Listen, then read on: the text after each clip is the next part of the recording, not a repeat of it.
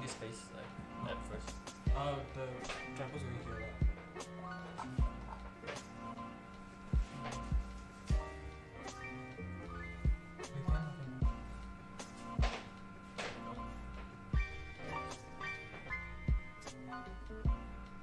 Not short lah, but like. I'm gonna be wearing apron now. Okay.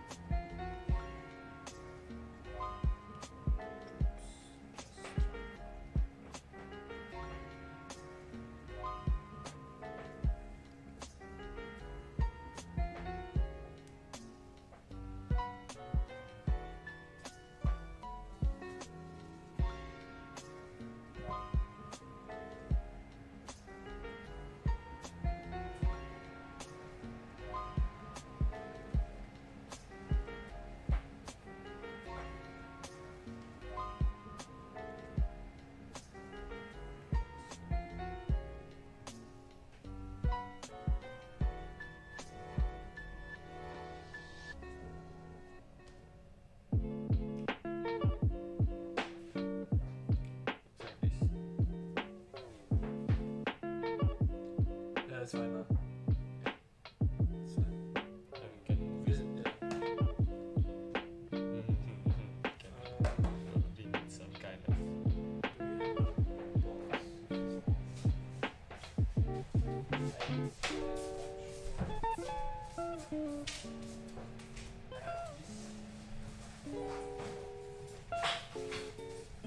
I have this.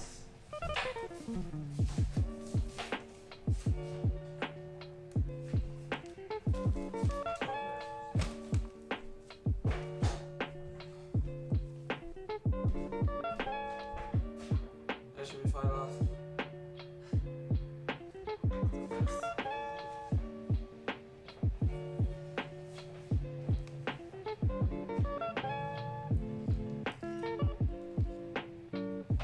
I think people should. It's better for people to go on YouTube live. Yeah. Facebook just for those who don't know it. Ingredients maybe. Ingredients already.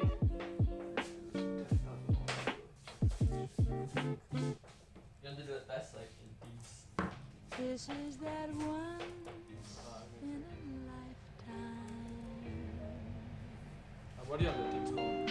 The committee. The I don't know, students are the one with the.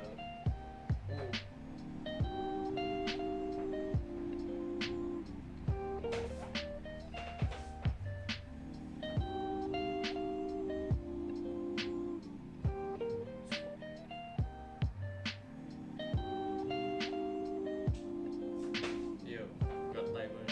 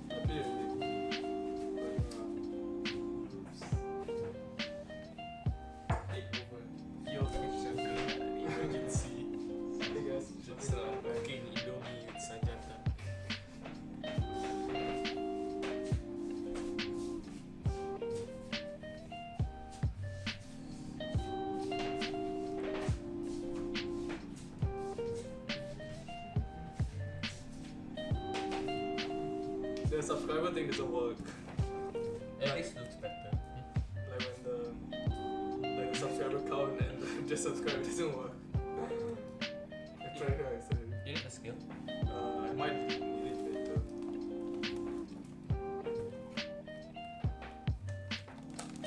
I think this is better. Also, can the iPad fit here? Oh, probably. Yeah, no, because for sure I need to get a face. But I need to clear that.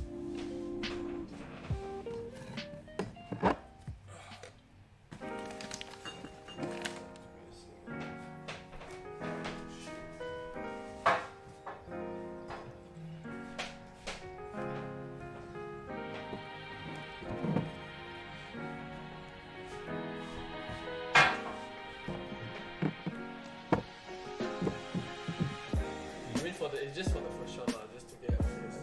And after I'll move it to here.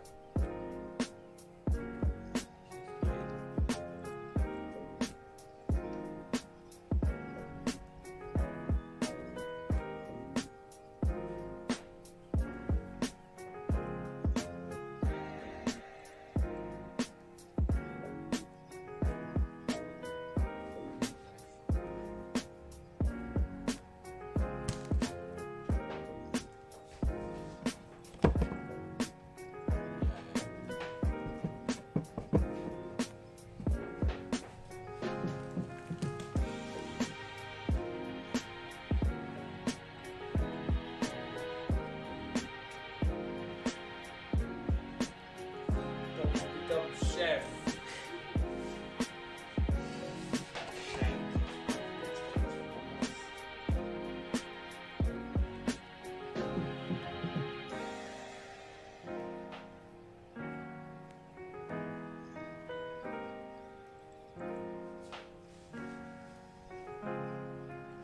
It's very late.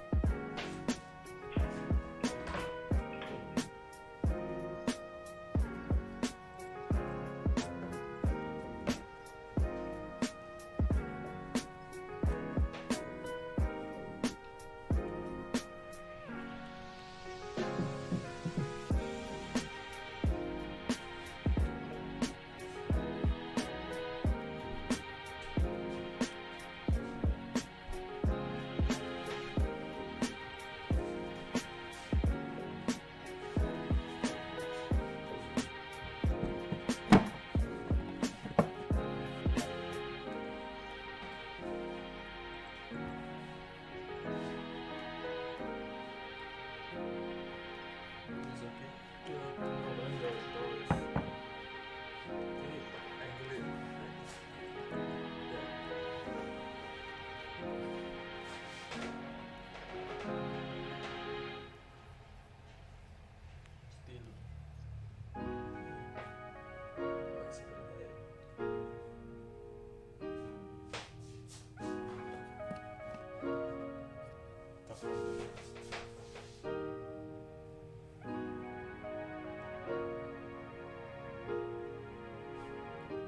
Yeah, good enough lah.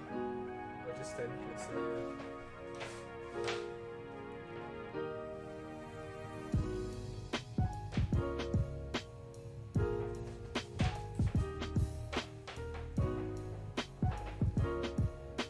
Steven is fucking watching this now. Hmm?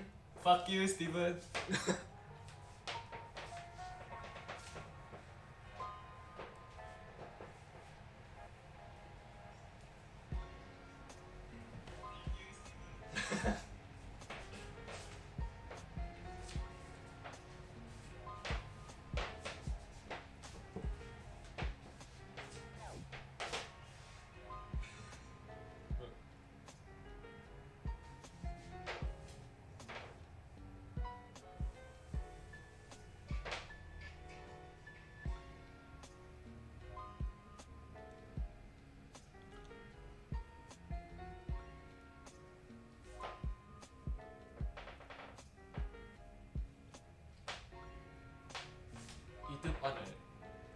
it's not live. I mean, it's not public now.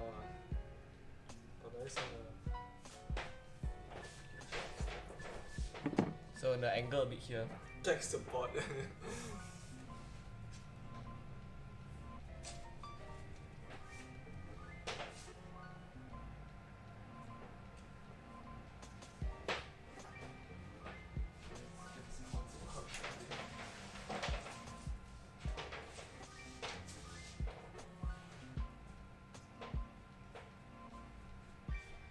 Hello, hello. Can you hear me? Okay, good. You just. Today we are going to make some chicken tikka masala.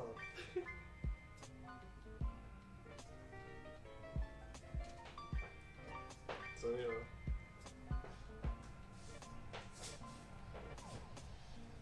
Okay, I'm putting the public. Publish. Alright, the YouTube is now live. Oh shit. Okay. No, but I think this one, because there's no timer, you just start at Yeah. 11 lah for Facebook.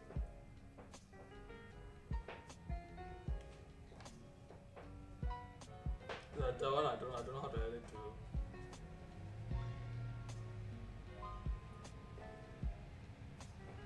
Yeah, no, because my team's one is directly from the stream.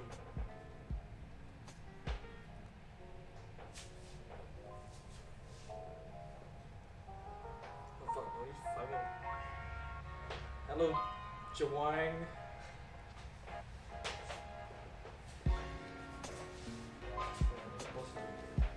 I need to post on Instagram. Fuck.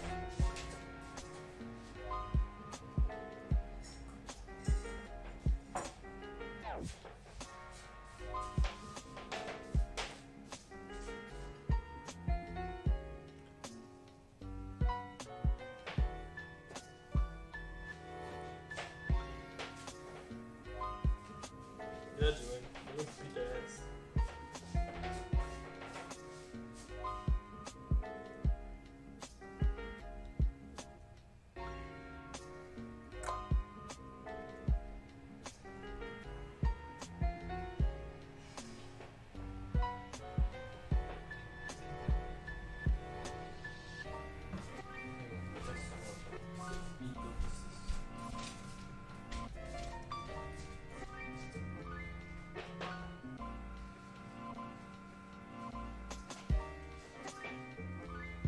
Oh shit, 5 more minutes, fuck.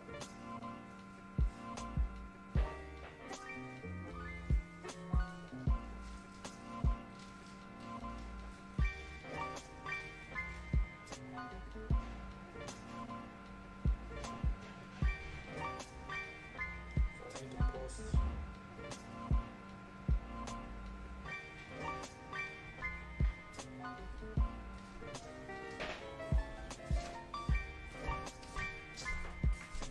Just in case anything happens.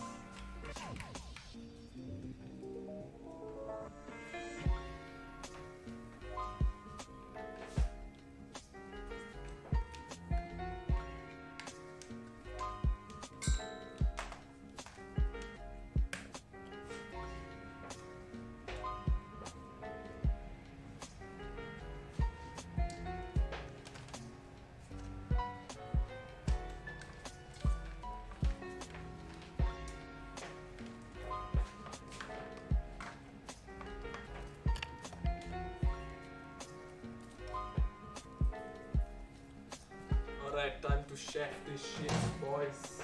Should I start the live? Oh no.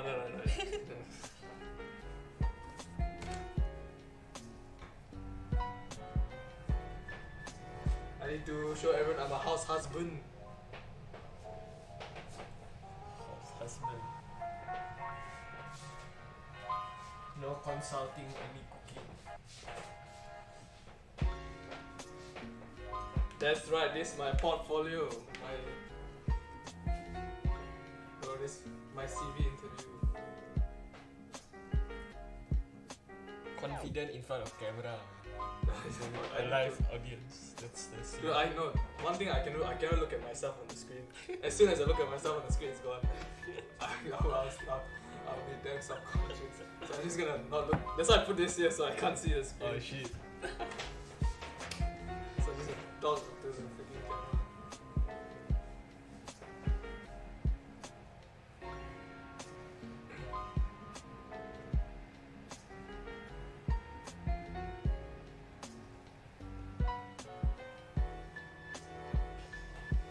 Oh, we have 3 live viewers. Who? I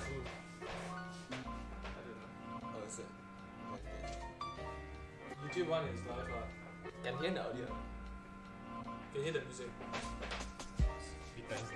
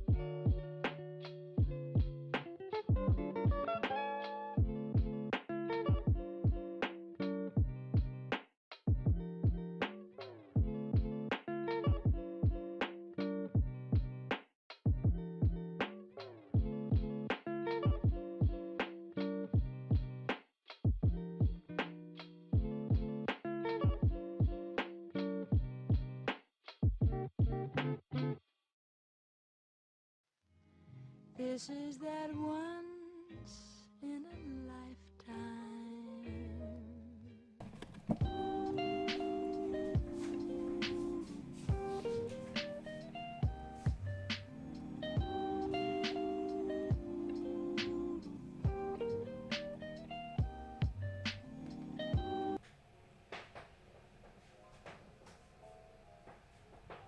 Are we live?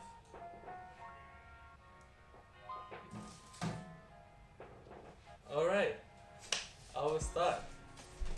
Alright, hello everyone, welcome to my stream, and welcome to my living room.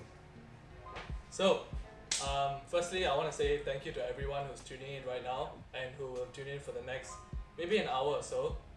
So, thank you very much for all the support for the past few months or so that I started this channel. Thank you for all the likes, shares, comments, like even the small little comments that I can see everything, and it really means a lot. So thank you to everyone who has supported me this far, and also happy DEEPAVALI to everyone who celebrates it. So it's DEEPAVALI no matter where you are. If you're in UK, it's currently locked down now, so I hope everyone's doing well. Even if you're back at home in Malaysia, there's still MCO going on now, So I hope everyone's doing well. But if you're not from any of these places, I still hope you're having a wonderful day. So I just want to wish everyone a happy DEEPAVALI, and because it's DEEPAVALI, we're gonna make some Indian food. Alright, so today we're gonna be making some chicken tikka masala with some homemade chapatis. Alright, and shout out to my mom who makes the best chapatis ever. So yes. So the reason why we're making chicken tikka masala because it's pretty easy to make and it tastes pretty good. So I'm gonna take you through the whole process and give you some tips and tricks on what you can do to make it easier for yourself. Right? So also, if you can see down in this corner, you can see a small subscriber goal. So currently I'm on 148 subscribers, so 148 of you is still unbelievable have subscribed to me. So thank you for that. But my goal for November is actually to reach 200 subs. So if you like my videos or if you manage to laugh at me or with me, depends. Do feel free to subscribe if you like it. Alright? So I hope you have all your ingredients ready if you're cooking along. But if you're not, feel free to add some comments, ask any questions which I'll try to answer throughout the live stream. Alright? So first thing I'm also I'm sorry if this looks like it's being recorded on a potato. I have the most B-Tech setup ever, so just please bear with it. And I have to move the camera around occasionally. So first up, we're gonna start preparing our ingredients, and I'll go through an ingredient checklist. So basically, if you're cooking with me now, I'll go through the ingredients and just make sure you have everything. Alright? Alright, so let's move the camera now.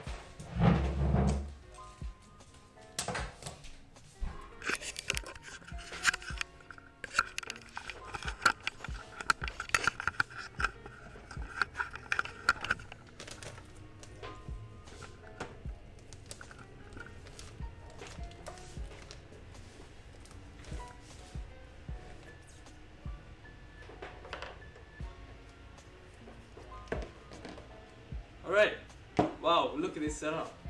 POV. Alright, so I'll go through the ingredients pretty quickly so that just make sure you have everything with you. Alright, and if you have any questions along the way, just ask and I'll try my best to answer. If you ask a very hard question, I'm not going to answer because I won't know the answer. Alright, so for the chapatis, we have a few ingredients, and chapatis itself is just a flatbread. It's not really, there's not too many ingredients in it. So firstly, we have some all-purpose flour. So this is just general, your basic flour. Okay. Then we have some salt. Alright, salt is for flavor. So generally for anything you want to season it, you want to add salt. So that's why we're adding salt to this dough to make it flavorful. Then you want to get some vegetable oil. So if you don't have vegetable oil, you can use any type of oil that you have. It shouldn't really matter. So vegetable oil is basically to prevent the dough from drying out. So it makes it moist and nice. Moist and nice. Alright, moist is not the right word, but yeah, you get the idea. And then we have water. Yeah. As you can see, there's no water in here, but I will get some water in it after this. So basically, you just need these 4 ingredients to make your dough. So it's not that many ingredients. And also, lastly, we have some butter, which I will get from the fridge. Yeah, so we have some butter, which I've already used. So you can use salted or unsalted, it's really up to you. So we have all these ingredients, which are your flour, your butter, your salt, your oil, and your water. So all these ingredients. Alright, so next for the chicken tikka masala part. Okay, so obviously this is not a traditional chicken tikka masala because we are using pre-made sauce. Alright, if you can hear all the aunties and uncles crying in the background, please don't cry because I'm using pre-made sauce. But by using pre-made sauce, it makes life much easier, and that's what we want. We want life to be easy and yet still get delicious food. So generally, reason why I'm using pre-made sauce is because if you want to make it from scratch, you generally would need to use like a lot of spices. So, and there's really no point if you're just cooking this one time, there's no point in buying like several spices, because you're just gonna buy the spice and it's just gonna be in your cupboard forever. So that's why all the spices is taken care of by this.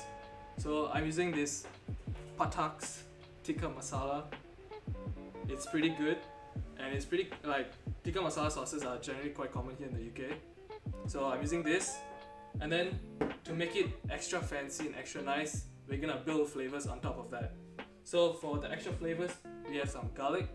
So just a few cloves. I'm not gonna use the whole thing, obviously. Okay, I love garlic, but not that much. So gonna get a few cloves of garlic, and then you want to get about a knob of ginger. So I'll show you how to peel and chop this later. So some ginger, and then some onion. Alright, personally, I really hate onion, I'll be honest. Onion is so bad, but onion is where the flavor is. So don't worry, if you don't like onion, you cook it down in the sauce and you practically can't taste it. You'll just get like some nice flavor from it. Right? So don't worry, I hate onion as well, but I'm still using it because we need some flavor. Right? And then your usual some salt and pepper.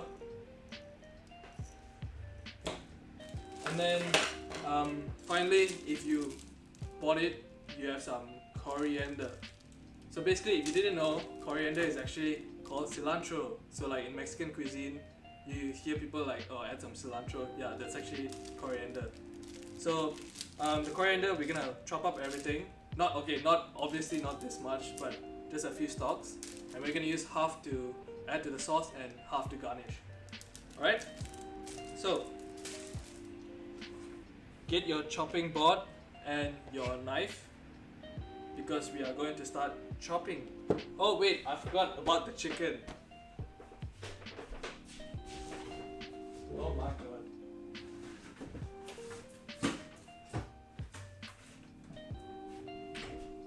And obviously, forgetting the most important part of chicken tikka masala is the chicken. So here I've got some chicken thighs and chicken breasts. The difference between chicken thigh and breast is really, chicken thigh is considered like, it's called dark meat, and chicken breast is called white meat. So chicken thigh generally has more fat in it. So for sauces like this, it would be recommended to use chicken thighs or fatty cuts of meat, because that's where you get a lot more flavor. But if you want to use chicken breast as well, it's fine, and it cooks quicker.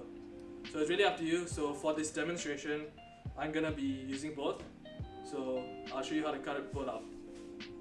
So that's all your ingredients. So now we're gonna do some chopping. Alright?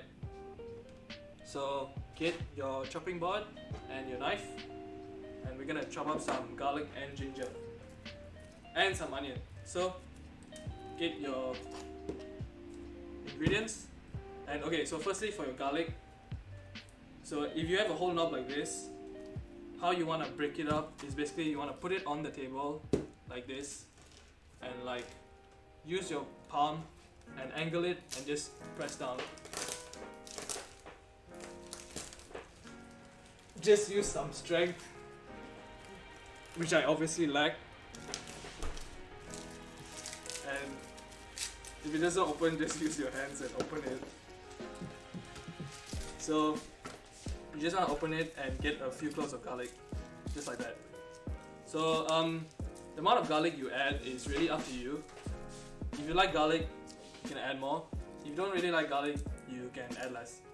And if you don't really like garlic, you can chop it into smaller pieces so that you don't get like mouthful of garlic in the sauce later on. So for this recipe, I'm going to use about let's say 1, 2, 3, 4, 5 cloves of garlic. Alright, so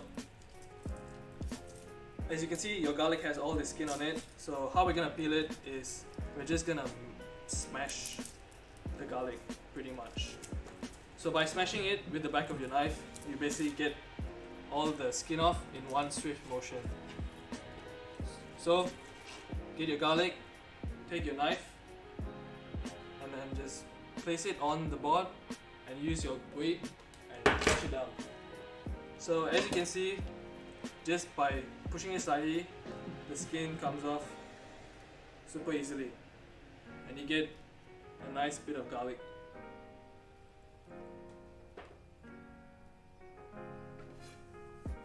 So yeah, so pretty much that's how you peel the garlic. So I'm gonna peel off all of this garlic right now.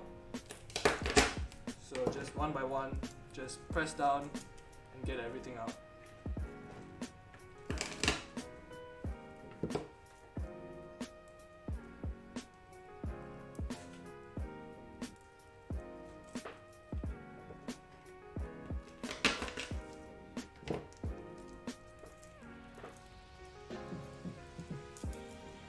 So someone has asked a question where what would be an alternative for a vegetarian version.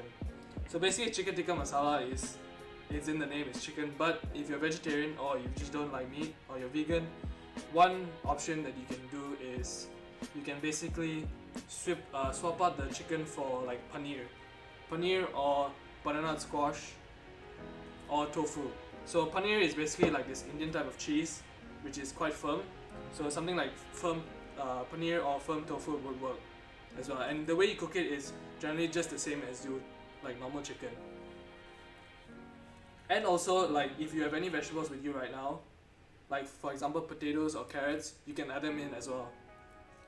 So generally when you stir fry everything, you would add in your vegetables like potatoes and carrots, but you need to take note that like for example carrots and potatoes, they will take longer to cook because they're root vegetables. So you just need to like focus on the time and just get the timing right. So I'm just gonna peel off all the skin and then I'm just gonna chop it up. So once you peel off the skin, you'll see the root ends, the root of the garlic is still in, like right here. So I'm just gonna cut that all off and just put it to the side.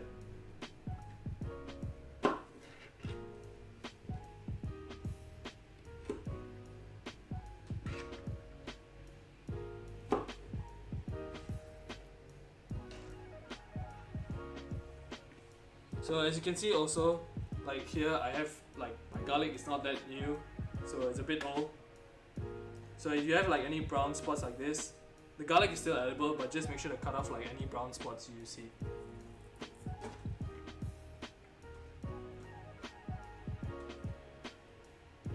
So once your garlic is all peeled up and your roots have been taken off, it's time to chop it up. So how you want to chop garlic is pretty easy, and I'll show you right now. So you want to place your garlic on the board, and basically if you didn't absolutely like obliterate it when you were smashing it, then it should be in one piece still. So you just want to get your piece, and basically how you want to do it is we're gonna make small incisions along in the garlic so that it's easier to chop when we do the final chop. So basically we're gonna hold it this way, like lengthwise, and we're gonna make incisions like along the length of it, but we're not gonna cut all the way through. So we're just gonna make an incision from the start till about 3/4 of the way through. So that way you have like the other end still intact, so you can hold everything together. So we're gonna make incisions like that, and then we're gonna turn it and then cut it like that horizontally. So that way by making all these incisions, you're basically like chopping up the onion like from the inside. So I'll just show you an example right now. So we have the garlic here. You just want to take it and make small incisions along the garlic. So as you can see, I've made small incisions like that, and because I've absolutely obliterated this garlic, I mean it's already like pretty broken up, so I'm not going to make an incision in the middle. So once you make your incisions lengthways, you can turn it around and just hold your knife and chop it up. So for the way you want to hold your knife, if you are new to cutting, so just a safe way to do it is you have your handle here, and how you want to hold it is grab it and place your thumb and index finger on this side of the knife. You don't want to hold it like that because that way you don't really have much control over the knife. So this way, if you place your thumb here and your index finger here, you have good control over the knife. And basically you can control the weight of it.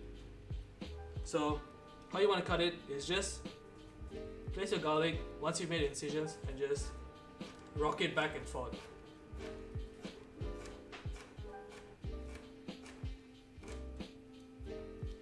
And that's pretty much how you cut your garlic. So there's a technique called the claw technique when you're chopping. So basically how people would do it is they would use your fingers like that, hold a knife and use your knuckle like that and chop and move. But personally, my hands are pretty big, so it doesn't seem to work. It's either my hands are pretty big or I have no like hand-eye coordination. So generally what they teach you is they will just teach you the claw technique, but I can't seem to do that. So how I do it is I just hold it and just move it along slowly. So obviously you don't get speed with it, but it doesn't matter if you're fast or slow, right? If you end up with chopped garlic in the end, you end up with chopped garlic. So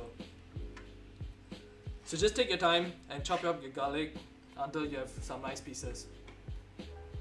So for the size of garlic you want to get, you don't want to cut it too small, because if you cut it too small, then it might you might risk burning it when you're stir frying it. So just like small chunks should do. So I'm just gonna chop up all my garlic. So again, I'm gonna hold my garlic and make some incisions.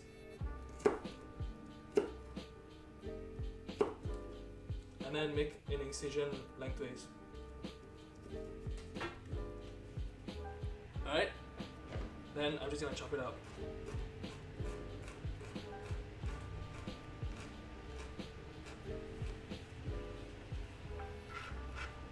Alright, so just like that.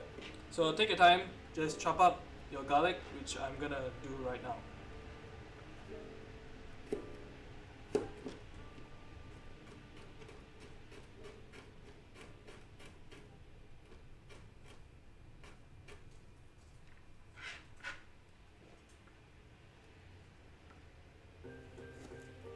So also along the way, if you have any questions, feel free to like ask them in the comments, and I'll try to like answer it along the way. If I can multitask at the same time, which I cannot guarantee.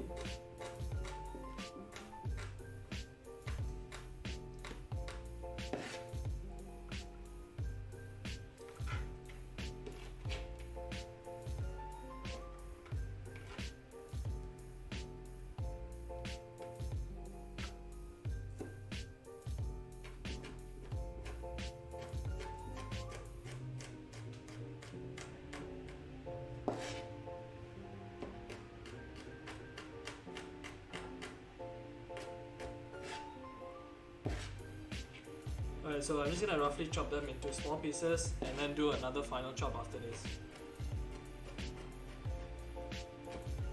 So, okay, as you can see, I've roughly chopped up all my garlic, and one way to get it finer, if you're not satisfied with the final cut, you can do this. So basically, you get your hand, place the tip of the knife on the board, and basically just rock it back and forth like a little seesaw.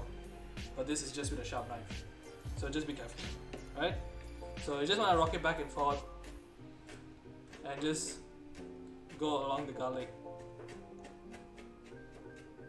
So in like movies, you see like chefs, they'll be like super fast, yeah, so just don't do that, if not you will chop your finger off. So just take your time and chop up the garlic.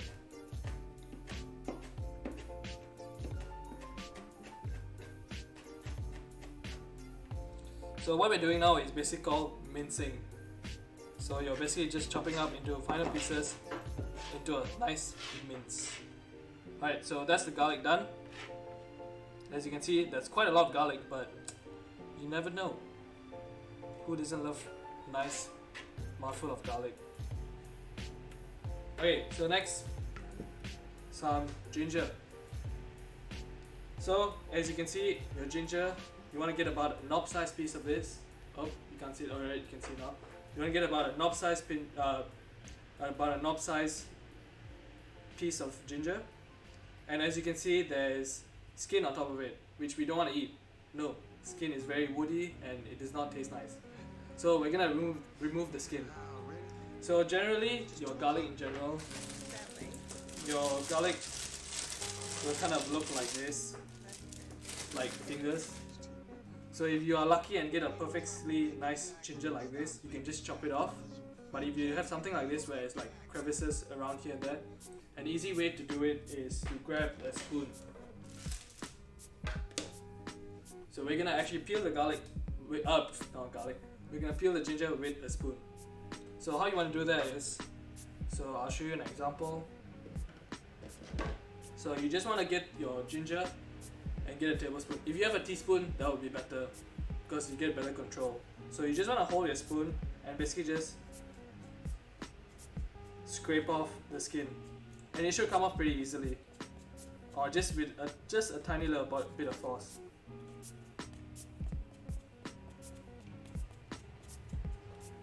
So you just want to peel it until all the skin is off.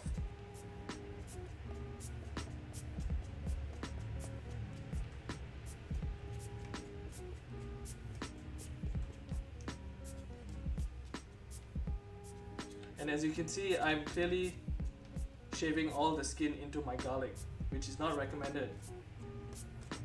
So don't do what I'm doing, just shave your garlic somewhere else.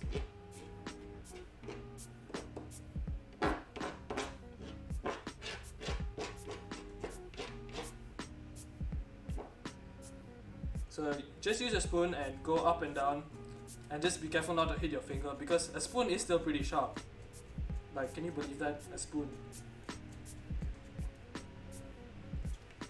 So just peel off. I recommend using the spoon if you have to test your patience, you know, because it does take a bit of time to peel this. So if you're like me and you don't have any patience, just put your spoon away and get off your knife. And if you're not worried about wasting ginger, just use a knife. So how you want to use a knife is just go along the side of it and just peel off and just like slice off the skin so that you don't waste as much garlic. Ginger. I don't know why I keep calling it garlic. So yeah, you just want to slice off the skin because you lack patience like me.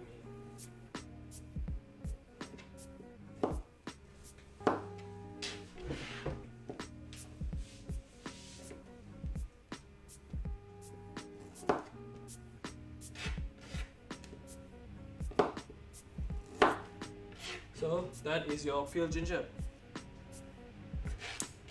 So how you're gonna cut your ginger is, we're gonna do a different type of cut now, which is called matchsticks. So if you guessed it, a matchstick looks like a matchstick. Wow, so innovative. So basically how you want to do a matchstick is make sure all your skin has been taken off and like all the woody parts of it, because that's not very nice to eat. So then how you're gonna cut your matchstick is you're gonna cut it into like discs, like different slices, and then you're gonna cut the slices into matchsticks. So how you want to do that is just lay your garlic flat on the table and then hold it stable and cut it into slices.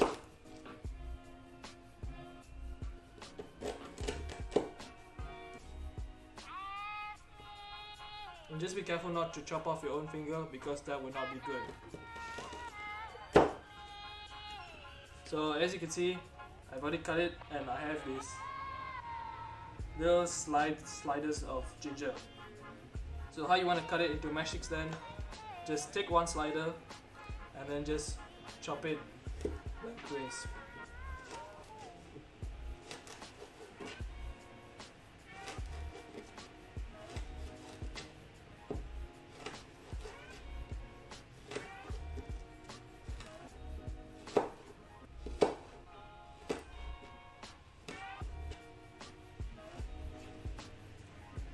Right, so then you should end up with some matchsticks like that.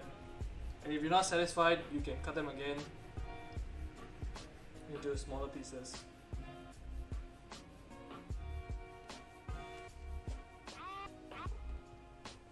Alright, so basically ginger as well, it has a lot of flavor, that's why I'm adding it, and also adds a nice fragrance to the dish. Same as garlic. That's why people add ginger and garlic to everything, because it just makes everything taste nice.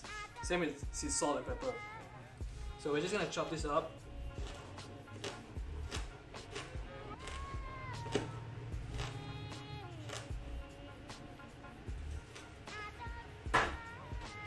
Into nice little matchsticks.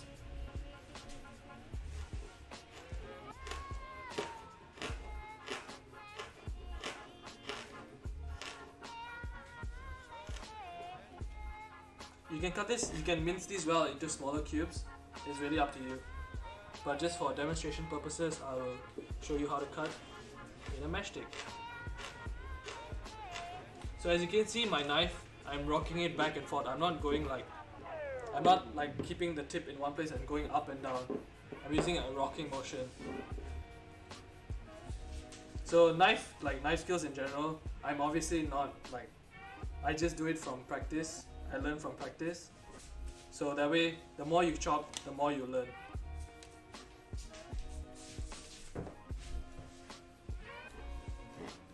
So that's all your ginger chop.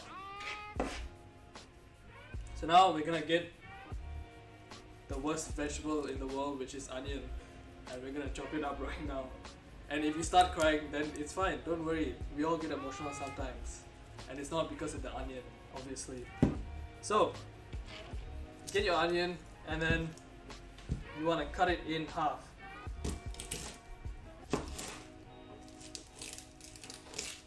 Alright, look at these beautiful onions. They say onions are like people. As you can see, there are many layers.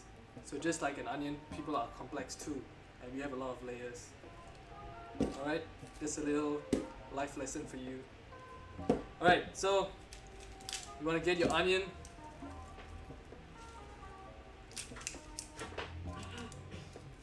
Oh, I have a question here. How do I cook without a pan? Well, unfortunately, I hate to break the news to you, but you kind of need a pan. Unless you own like a barbecue set, then that could work. Or you can use the power of the sun. But as you can see in England, the weather is actually very depressing, and we actually have no sun. So unfortunately, if you live in England and you have no sun or access to fire, unfortunately you can't make this recipe.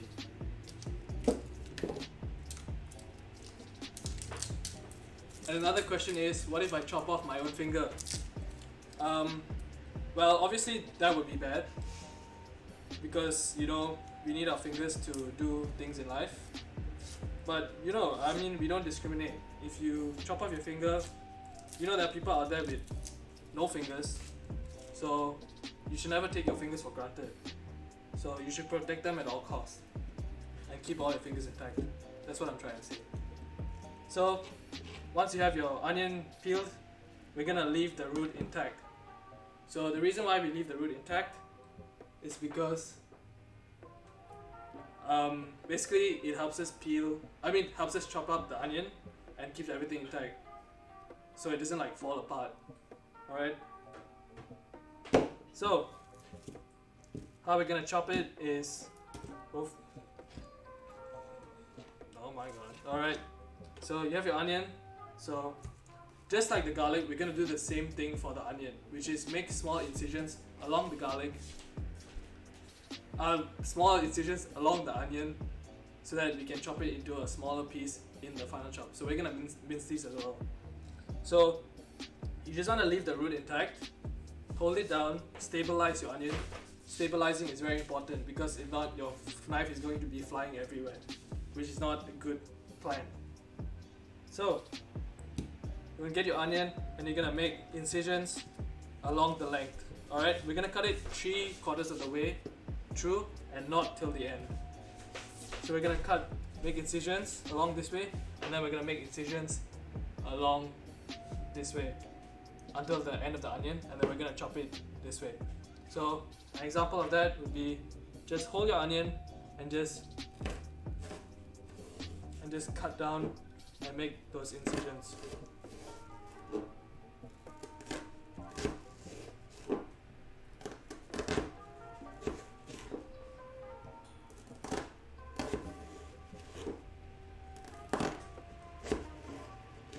So as you can see, just make sure you stabilize your onion, because as you can see, onions are pretty big, and if one slip happens, then bye bye finger. So as you can see, I've made like incisions into the onion which make it look very pretty. And then once we made those incisions, we're gonna go horizontally, so like this. So just stabilize your onion and cut it lengthwise. And if a few pieces fall out, it's fine, as long as the whole thing still remains intact. So once you've made incisions like that, you should have these like strands of onion. So then if any pieces fell out, it's fine, don't worry. So once you've made those incisions, we're just gonna go along the way and cut everything in. So one by one, I'll do it this way so you can see what's happening.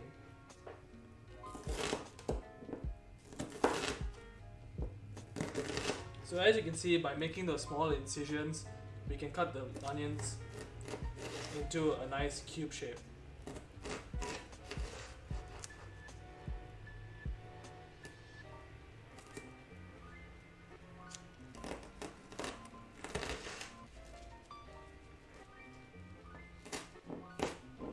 And just chop down the rest of it until you reach the root.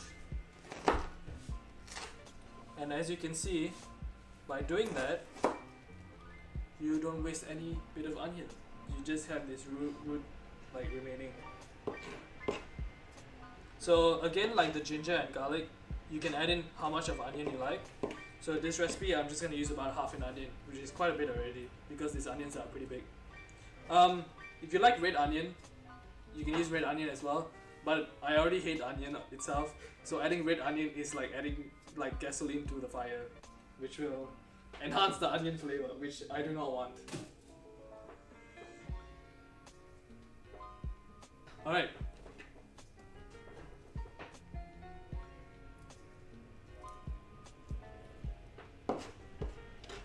So if you're not satisfied with the chop, again, you just want to go along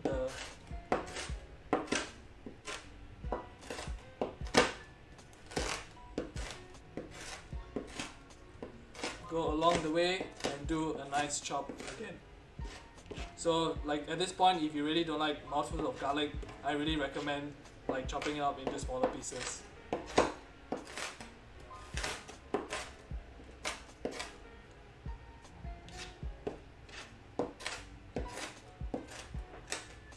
Also, someone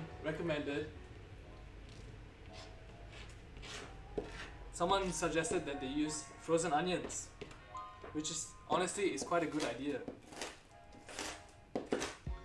But honestly, if I were to put onions in my freezer and my housemates see what I'm doing, then there will be some questions right there. So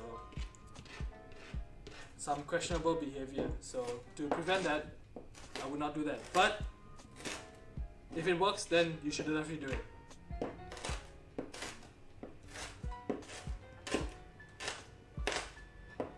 So you just want to chop it up. If there's onion flying everywhere, it's fine.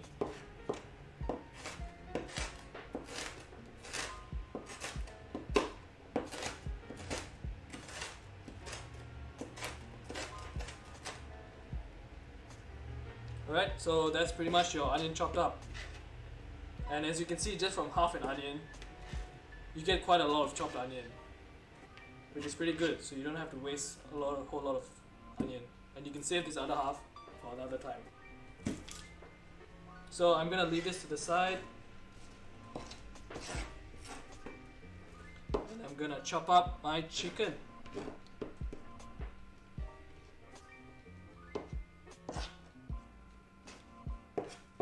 So just make sure as you're going along the way, make sure to clean up as you go, because that way you won't like have a whole mess at the end, and it makes it easier on yourself.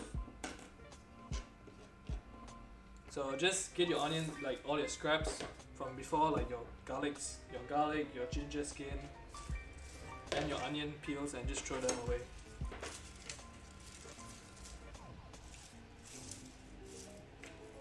So I like to think of my chopping board as my mind. So if you have a clear mind, then everything is fine. But as you can see, there are pieces everywhere. So just like your mind, it's fine. Don't worry.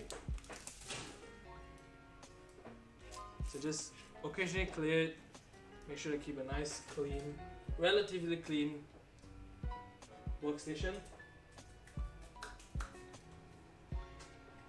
Oh wait, no, we're not gonna chop the chicken yet. We're gonna chop the coriander. So we're gonna get some coriander and then open it up and chop it. Just get a few sprigs of coriander.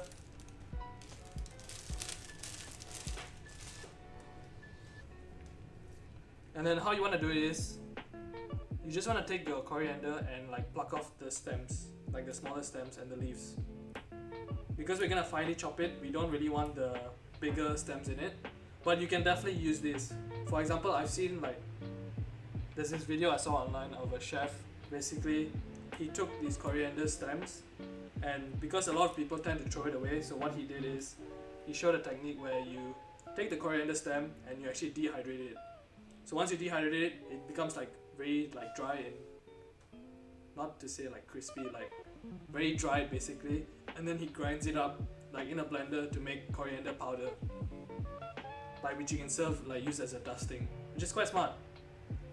So that's one option. Okay, no, but obviously I don't think you probably have a dehydrator at home. So you can, okay, if you don't have a dehydrator at home, one way you can actually dehydrate it is, what some people do is they basically leave their oven on at a very very low temperature and then they leave it for a long time.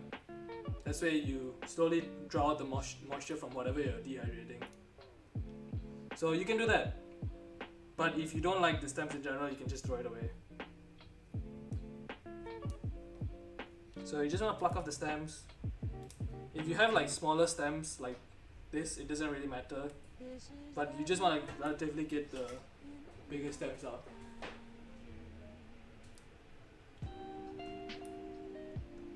So another question is,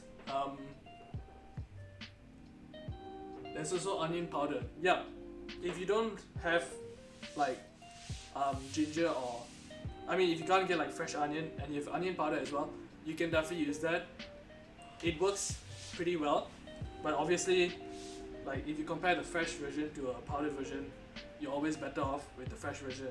So if you can get like fresh onion, I would highly recommend that. But if you can't and you can get onion powder, then that's fine.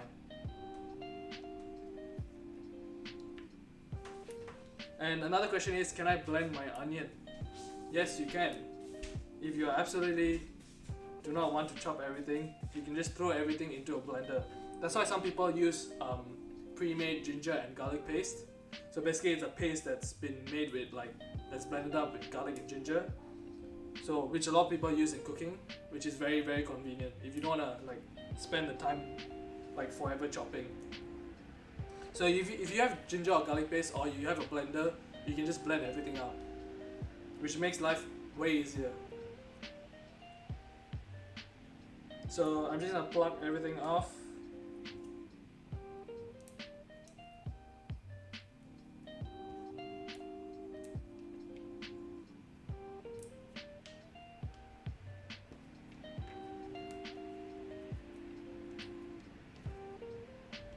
Alright, so coriander, I've plucked everything off, and you have your bunch here. So for the stems, I'm not gonna save it, I'm just gonna throw it away. I'm sorry, environment. So once you have your coriander, so we're gonna use half to actually throw into the curry while it's cooking, and half we're gonna use it to garnish. So as you can see, your coriander is like irregularly shaped and it's like everywhere. So how you want to do it is basically just kind of like bunch it up together, like squeeze it together like this until you get like a tight like ball of coriander, and you're just gonna run your knife through it.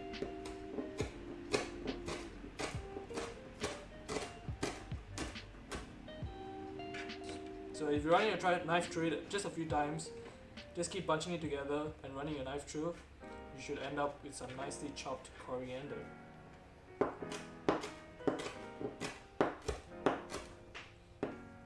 So like every ingredient in this recipe, the amount you add is really up to you. And the whole point of cooking is basically making stuff that you like. There's no point making stuff that like you're not gonna like because you want to eat the food. So if you like, for example, if you like ginger, add more ginger. If you like garlic, add more garlic. And if you want to omit certain ingredients, then it's fine. It's really up to you. You are the master of your own chicken tikka masala.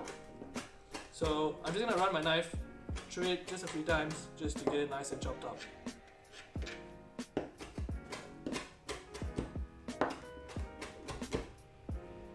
And as you can see, as I'm chopping, my chopping board is like sliding left and right. This is not a good like situation because once like slide to the left or wrong angle, and I could have fingers in my food. So if your chopping board is sliding like this, what I recommend is take a towel, fold it out, and put it under your chopping board.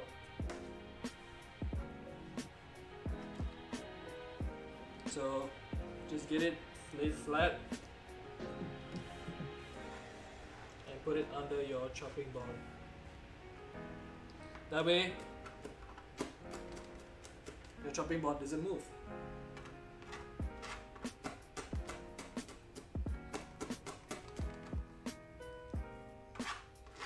So alright, so I'm not gonna use a towel because I think it's pretty safe still.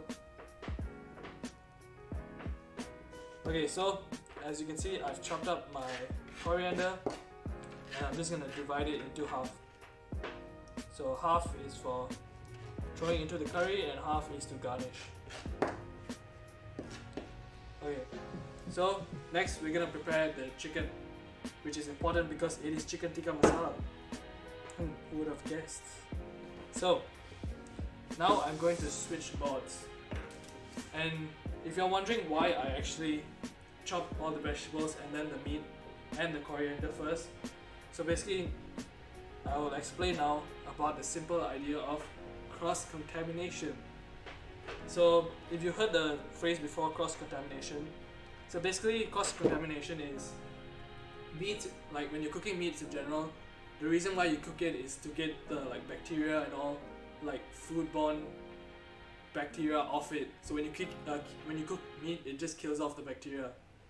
So that's why when you're preparing foods, like when you're chopping up everything, you don't want to have meats and fresh things on the same board. That's why a lot of people say, okay, once you're done, wash your knife, wash your board, or just change to another board. So for example, because I'm using this coriander to garnish later, I'm technically not cooking it. So if I'm just like garnishing it on top of the dish, that is not cooking it. So I cannot let this coriander touch the raw chicken, because if I use it all on if I chop everything on the same board, this coriander would come into contact with some chicken, and that's not very safe because you'll have like raw chicken stuff on the coriander, which if you then like sprinkle it on and eat it, that's very like not health conscious, like for food safety. So that's why I chopped everything first, and then I'm gonna chop the chicken next. But for this, if you don't have like stuff you're gonna garnish on, and if you're cooking everything together, then it's fine, you can just use the same board. Because, so for example, if I didn't use the coriander, and I just have this onion, garlic and ginger, I can use chicken for the same board because we're gonna cook everything in the pot together. So it's important just to notice and just be aware of what you're chopping your surfaces. Like, be aware of your chopping surfaces and like know when to clean and when to like sterilize your equipment, so that you don't get sick or you don't poison other people, which would be very bad. So now let's make some chicken. So chicken thigh, chicken breast, it's really up to you. Chicken breast cooks faster, chicken thigh takes a bit longer. Chicken thigh has more fat, more flavor, and chicken breast has less fat. So it's really like what kind of taste or like texture you're going for. And plus chicken thigh has skin as well, which has a lot of fat in it. So I'm gonna make I'm not gonna prepare all this chicken, I'm just gonna prepare a few pieces and show you how to debone the chicken thigh. So starting off with the chicken breast first, just gonna open it.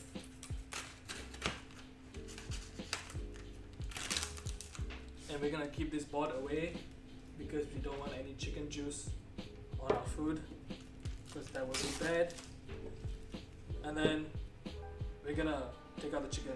So generally when you're handling like meat and stuff, you want to use if you're right-handed and you chop with your right, you want to use your left hand to handle the meat, because if you just touch it and then touch the knife again, then you're just gonna get chicken juices everywhere, which we don't want. So use your left hand, get the meat out onto the board. I'm just gonna use one breast for this point, and we're just gonna chop this up. So as you see, you got this chicken breast. So how you want to cut it is basically you're gonna cut it into strips and then into cubes. Alright? So let's get your chicken. And then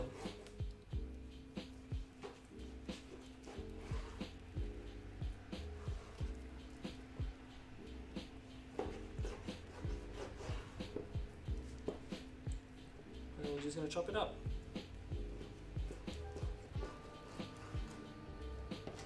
So generally why people use chicken thigh as well, because chicken breast has a tendency to overcook very quickly, because there's not really like fat on it, so it can cook like overcook very quickly. So especially if you're using it like in stews or curries, which you need to cook for a long time. That way if you use chicken thigh, your meat should be perfectly cooked, but if you use chicken breast, then it might be overcooked. So as you can see, I've got my chicken strips, and then we're just gonna lay it all together and chop it into cubes.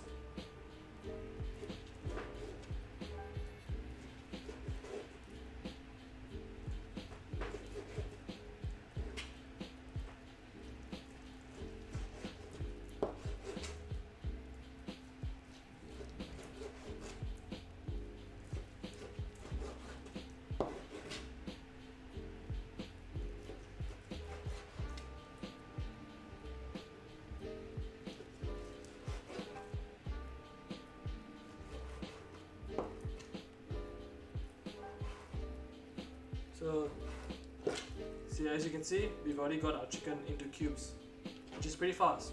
So that's your chicken breast done. And now I'm gonna show you how to cut your chicken thigh. So like comparing chicken breast and thigh again, chicken breast is definitely a bit more expensive. Chicken breast is like definitely way more expensive because it's a linear source of protein, and chicken thigh is actually pretty cheap to get. So, and the thing about chicken thighs, the cheap version, like if you get a cheaper version, it'll always come with the bone in and the skin on.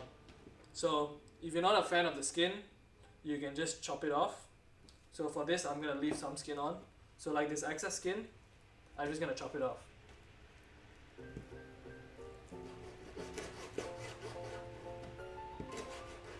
So this is the excess skin, and you can throw this away, but one way to actually use extra chicken skin is to actually throw it in the oven and bake it.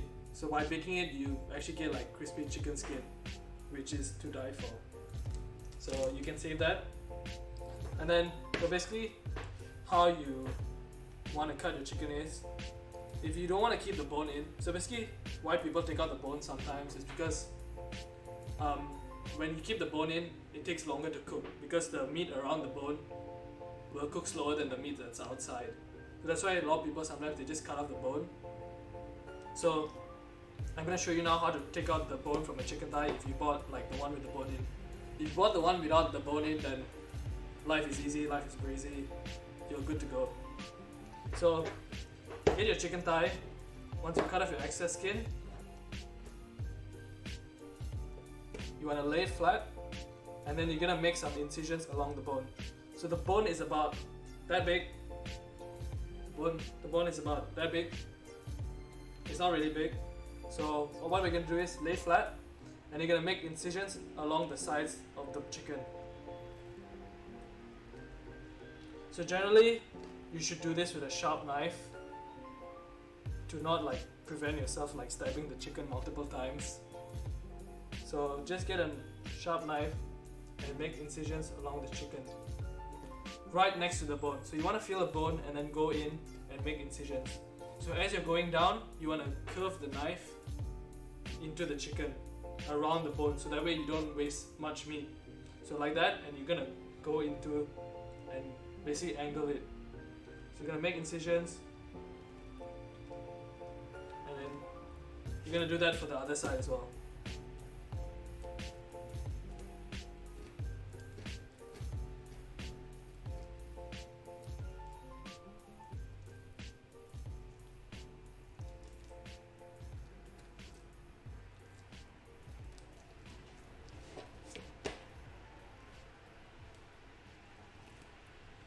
So if you've made some good incisions, you should see that the meat from under the meat is released. So as you can see, please, like when you're doing, don't do this by yourself. This is very weird. I'm just doing it for demonstration purposes. So if you put your finger through the bone, you can see that there's a small cavity that's formed underneath, which I can put my finger through. So just a piece of advice: when you're cooking by yourself, don't do this, because if someone walks in, then there's a lot of explaining to do. So once you have this cavity and you've gotten most of the meat out, you just want to place your knife inside there and basically move it up.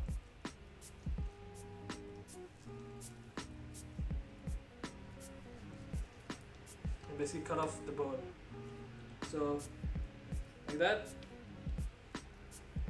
Place your knife under, and you're gonna just chop around the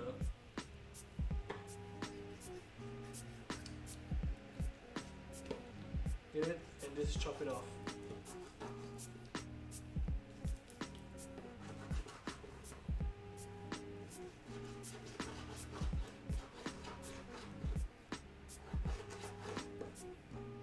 So as you can see, your chicken bone should come out. But as you can see, I've done a pretty terrible job as well.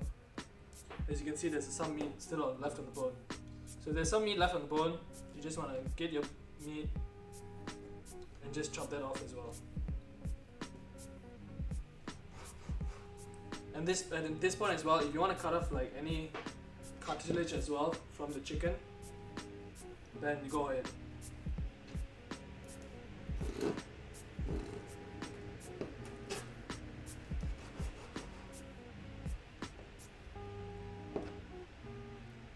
So yeah, that's your chicken bone. So what you can do with this, if you have pets or you have a dog, if you have a dog, you can always leave this to your dog. I'm pretty sure they will love it. Or if you have a lot of chicken bones, you can actually make stock out of it. So this chicken, I'm just gonna throw it away because I do not have a dog right now with me. So as you can see, I have my chicken thigh deboned. So that's pretty much it. And if you are not cutting it into cubes, one way you can cook it is just like on the skin side. That way you get a nice crispy skin. So, and if you want everything to be flat, one way you can do it is just make incisions along the way to make it super flat so that it cooks evenly. But for this recipe, we're gonna cut it into cubes. So just just like your chicken breast, just make some slices.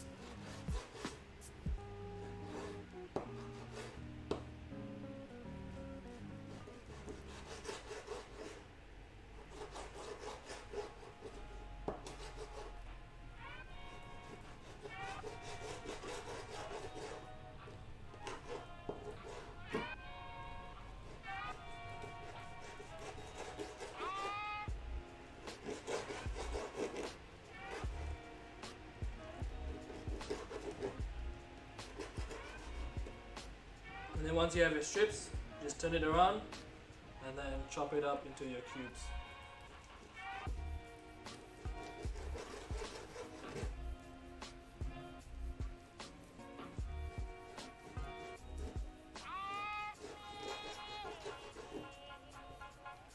So as you can see, my knife is not very sharp, which is kind of a bad thing.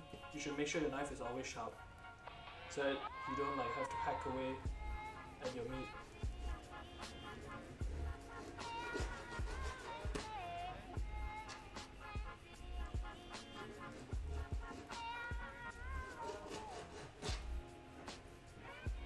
So that's your chicken thigh all cut up.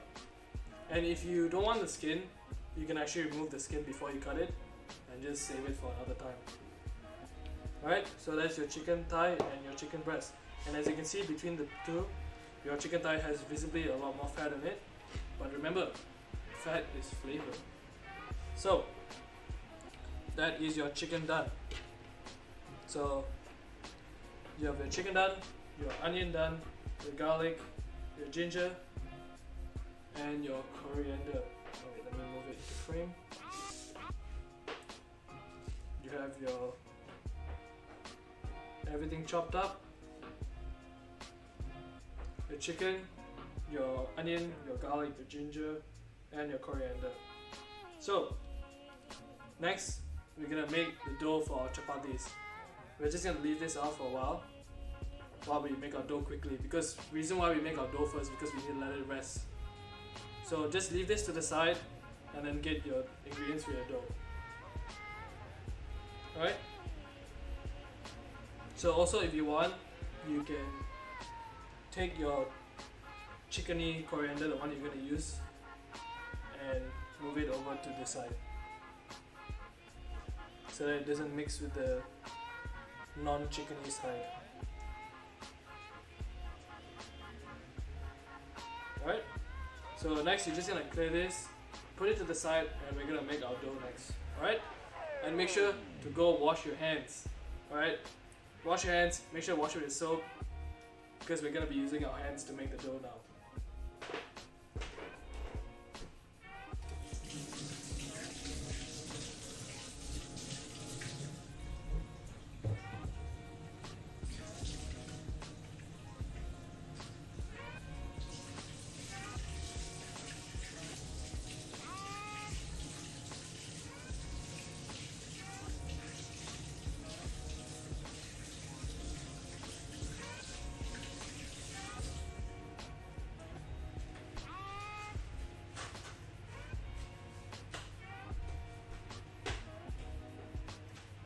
So just clear your table and put this to the side.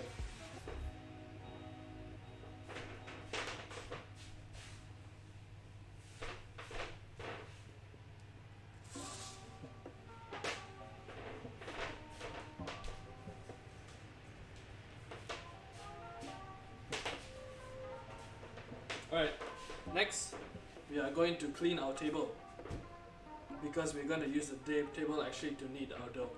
Alright, so get some tissue roll,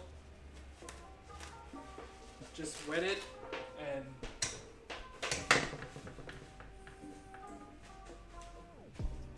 just dampen it slightly and wipe down the table. So just like I mentioned earlier, it's good practice to always clean as you go.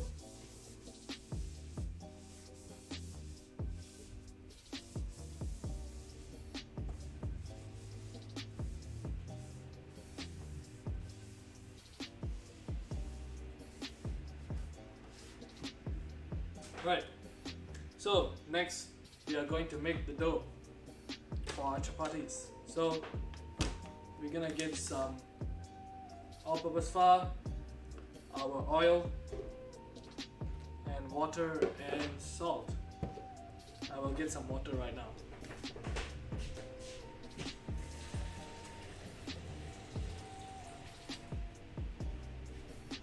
Right, so the amount of water you add in is really dependent.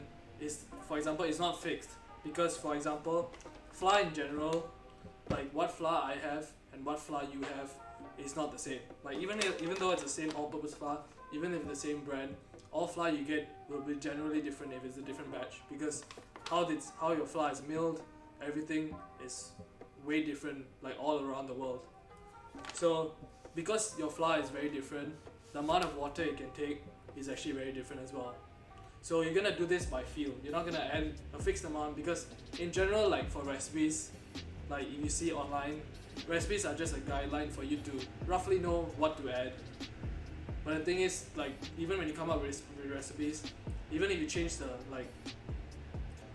amount of certain things slightly, it won't affect the taste in the end. So recipes are just a guideline, so you want to do it by feel. So that way you can learn and you know more of what works and what doesn't work. So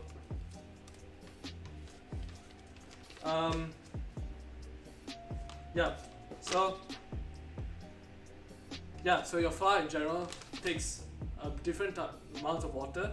So that's why we're just gonna start with a jug and slowly add in and feel our way. Alright, you must feel the dough. Alright? So get a bowl, because now we're gonna start our dough. So get your bowl and we're gonna add in about 300 grams of flour. So if you don't have I'm gonna use a food scale. If you don't have a food scale at home, I will just show you roughly how much of flour you need. So I'm just gonna set it to 0. And 300 grams of flour makes you about 6 or so chapatis. And if you are wondering, are you going to eat 6 chapatis? And the answer is yes, I am. So I'm just gonna weigh out about 300 grams of all-purpose flour.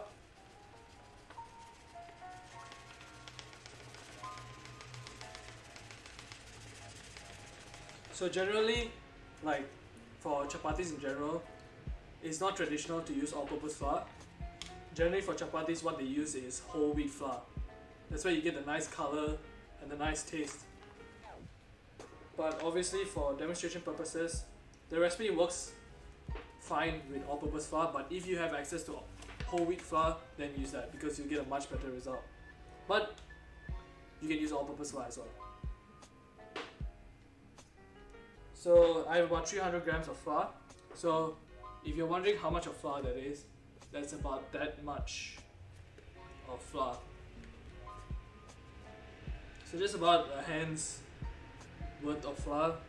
Alright, if your hand is gigantic, then that's not very accurate. So just about that much of flour. Alright? So generally, if you think about it, just imagine your flour as like one piece of dough, and can you divide it into how many pieces? That should be how many chapatis you can get. Like if you divide it into like small balls, that's like how many chapatis you can get out of it. So gonna put your food scale to the side, and we're gonna add our other ingredients. So we're gonna add our oil next. So for your oil, you need about a tablespoon of oil.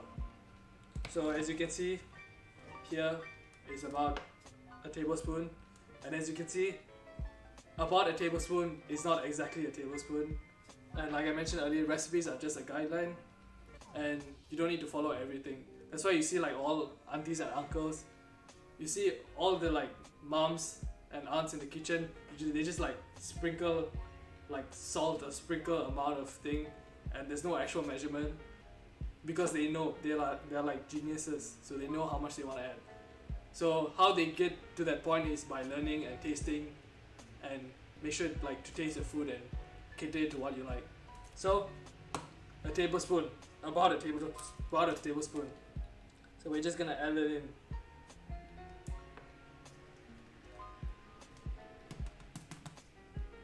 Alright, that's your oil. And if you don't wanna like just pour it straight in, just take a spoon and just like, I don't have a spoon.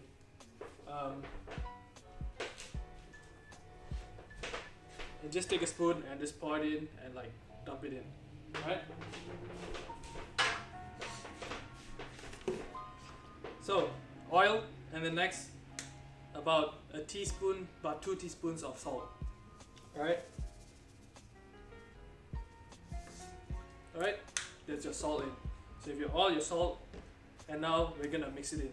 So make sure at this point, if you haven't already, please wash your hands. Alright? If not, you're gonna get chicken juice in your flour, in your dough, which is not a good idea. And when you want to wash your hands, remember what UK's Prime Minister said. Make sure they sing happy birthday. Alright? Make sure to wash your hands, sterilize, be clean, so you don't get COVID everywhere, or if you have COVID, just don't get into the food, alright? So once your hands are clean, everything, we're gonna mix the dough. So initially, how you want to mix the dough is you're gonna use your fingertips. You don't want to just like slam your hand into that, because even though it may look fun to do that, trust me, it is not. I've tried and tested it.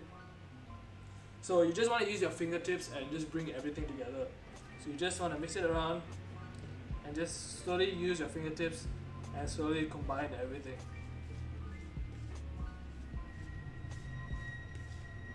So just slowly use your fingertips and get the oil and salt mixture to make sure that, like, to mix it nicely so that you get like the salt dispersed throughout the flour. Okay, so now we're going to add in our water. So how much water you want to add in is just enough for the dough to come together.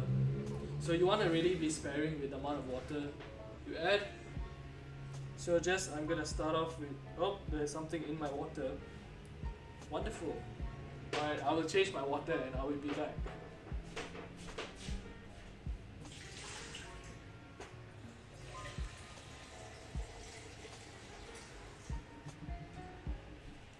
Alright, once your water is clean and good, you just want to add in just a touch of water first and mix that in with your fingertips. And as you can see, like, slowly as you add more and more water, the dough will start to like stick together and basically form a nice cohesive dough. So once you mix that in, add just a touch more water.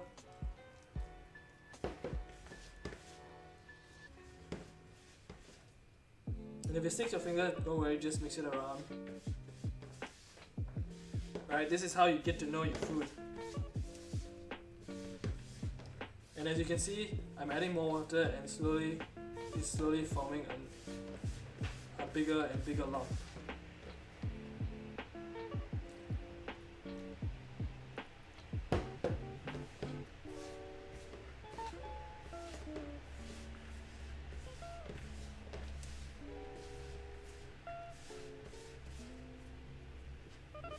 So just keep mixing and mixing and mixing.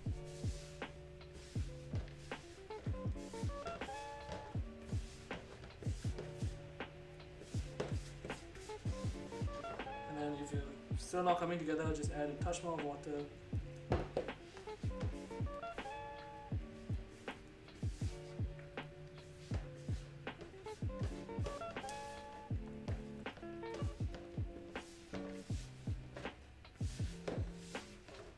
And basically you just want to add enough water so that it becomes like one large lump.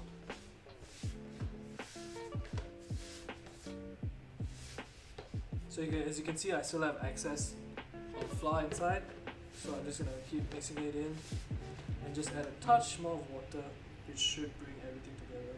This is that one.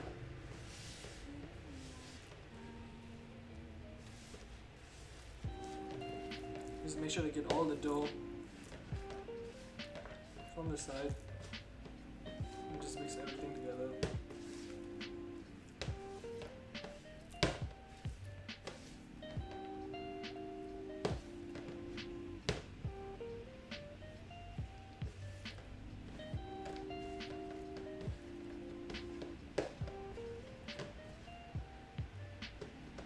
Right, so once it's formed a nice ball, we're going to now knead the dough. Alright, if it sticks to your finger, it's fine, just like put it back in. And basically if it's very sticky now, it's fine. The more you knead it, the more it'll become less sticky. So we're going to actually knead this on the table, because that is much easier. So because I cleaned the table, now I'm going to, that's just a bit of flour.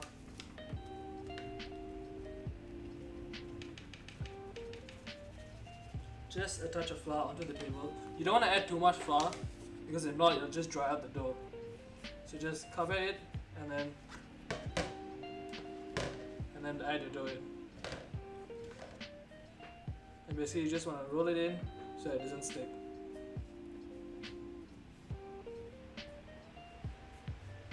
And as you can see, I'm just kneading it and it's just becoming into one nice dough.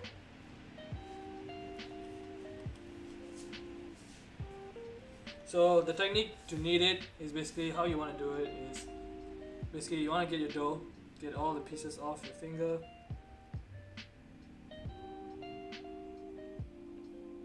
And then the technique I'm using is basically the push and pull. That's what I like to call it because it is essentially a push and a pull. I know, very innovative. So you're gonna push with your wrist and you're gonna pull it back in. Push with your wrist and pull it back in. So push with your wrist and pull it back in. Okay, then turn it slightly, push with your wrist and pull it back in. Push with your wrist and pull it back in. Turn, push with your wrist and pull it back in.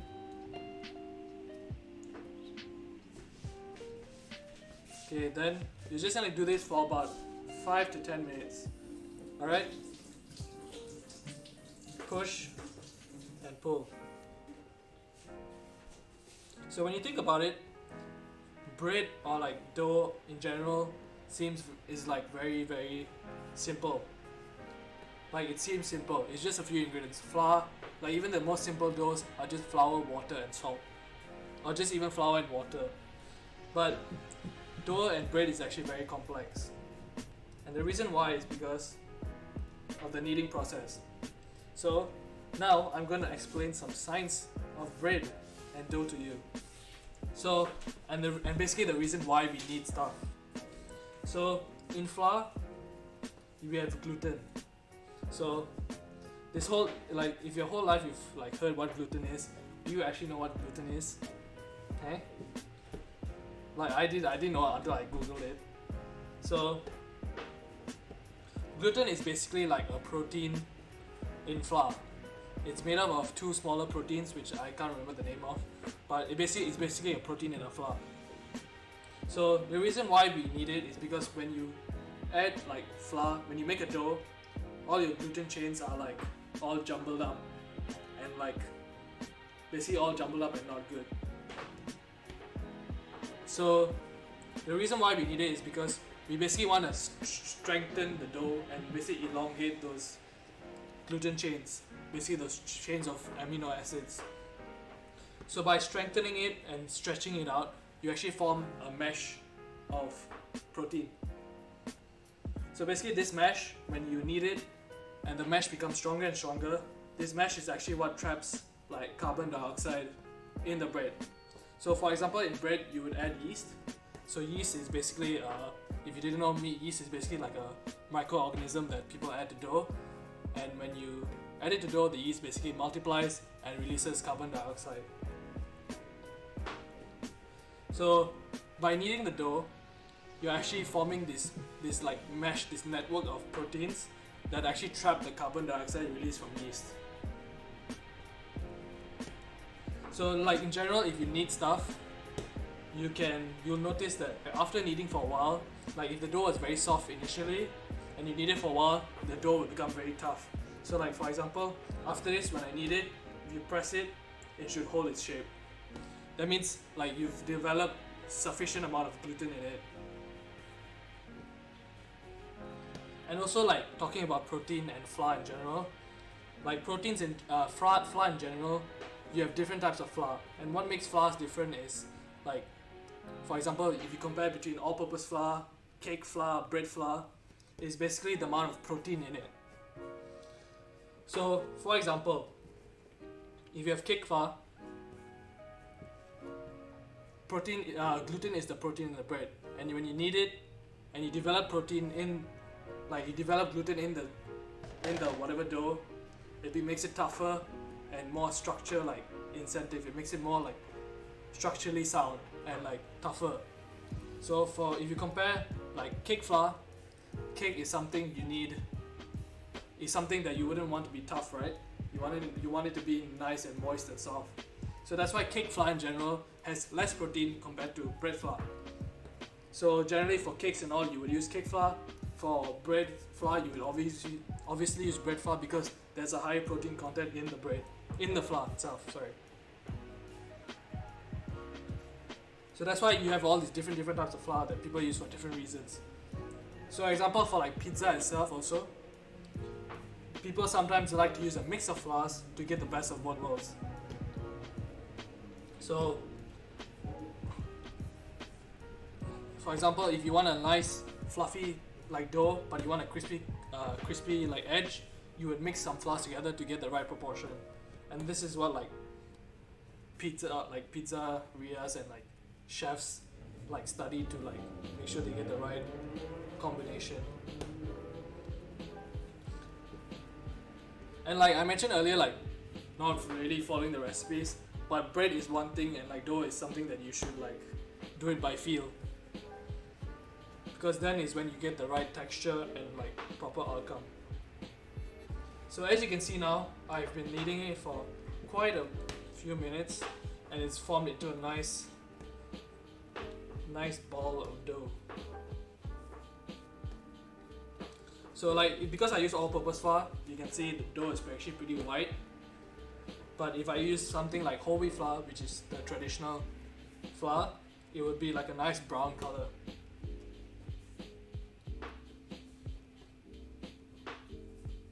So make sure to just knead it and get everything nice and incorporated.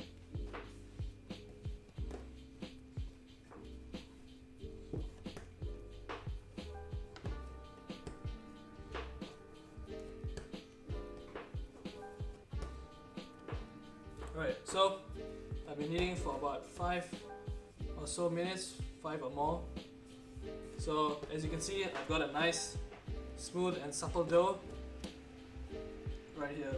Just make sure to stretch it out and make a nice ball. And you should have your nice dough formed. So one way to test it is just poke it and the indent should just spring back slightly. If it springs back slightly, that means you have developed sufficient gluten in the dough. And that means your dough is ready to rest.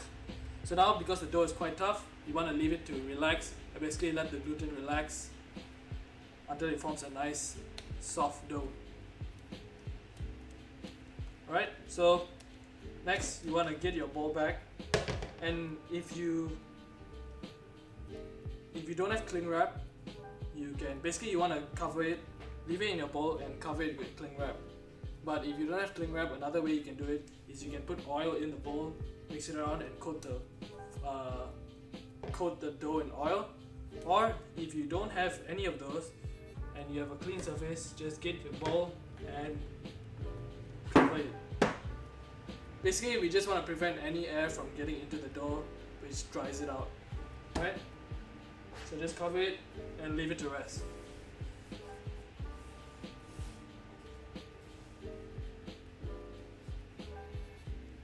Alright, so that's your dough ready. So this should rest for about 10 to 15 minutes. You can get away with 10 minutes.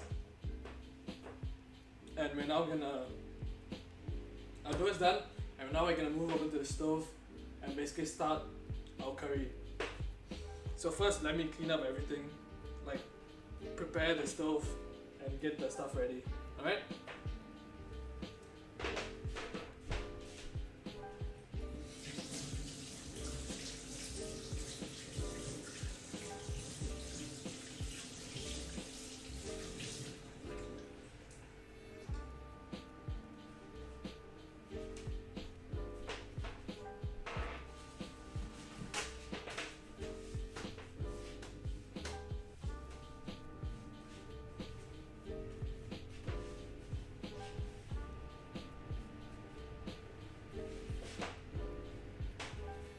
Oh yeah, also, if you're wondering why haven't I used the butter, so basically the butter is for after you make the chapatis.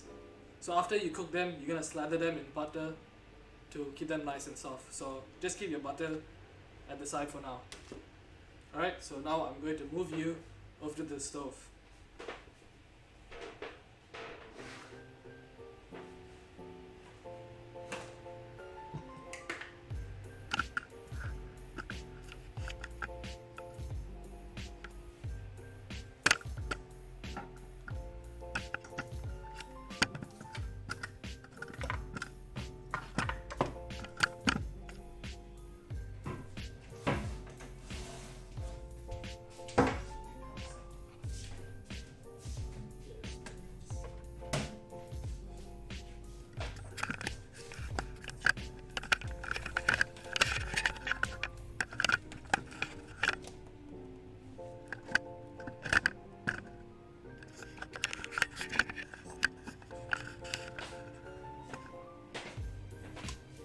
This is not straight.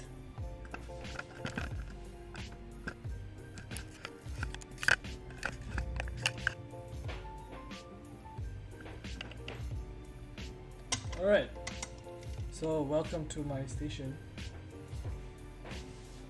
Alright, so welcome to my setup. This is my pot, as you can see. And then you want to get a spoon because we're gonna stir everything into this curry. Alright, so first thing you want to do, switch on your stove and preheat your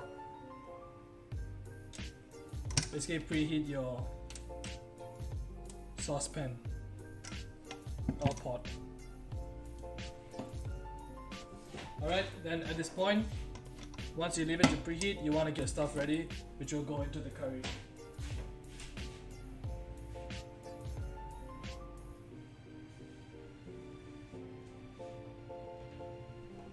So, get your stuff ready. You have your onion, your ginger, your garlic.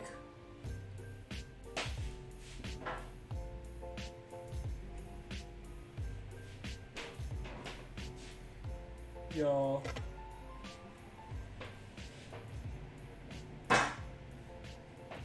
chicken, your coriander,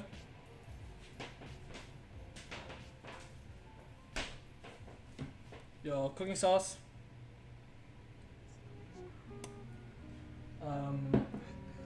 some salt and pepper, which we're gonna season the chicken later when it goes in, and finally some oil.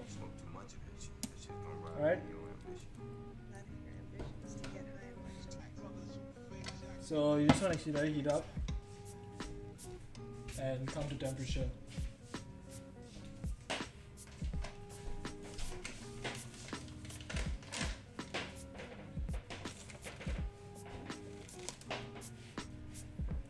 So for the process of, so basically how cooking the curry is gonna go is, firstly we're gonna add in some oil into the pan, let it heat up, and then we're gonna add in our onions first. So basically you don't want to add in your ginger and garlic first together with your onions, because if not you might risk burning them, and onions take a bit longer to cook down. So we're just gonna add our onions first and let it cook it, and just cook it until it's like translucent and just slightly softer. Then we'll add in our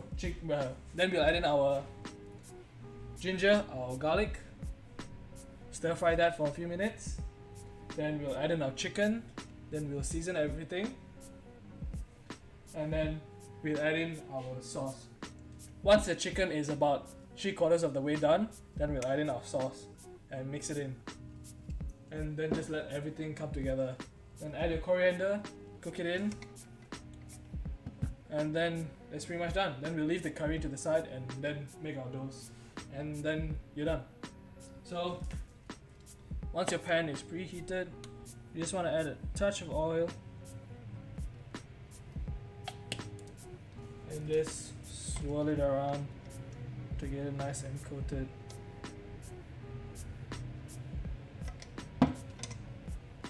Alright?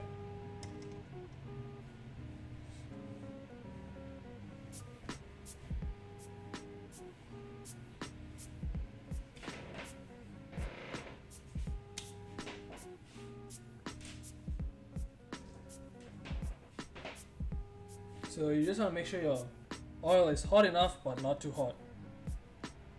So just, if you want to test it, just put your hand, obviously don't put your hand in the oil, but just like leave it on just above it and just feel the heat. So it should take about a few minutes just to let everything heat up.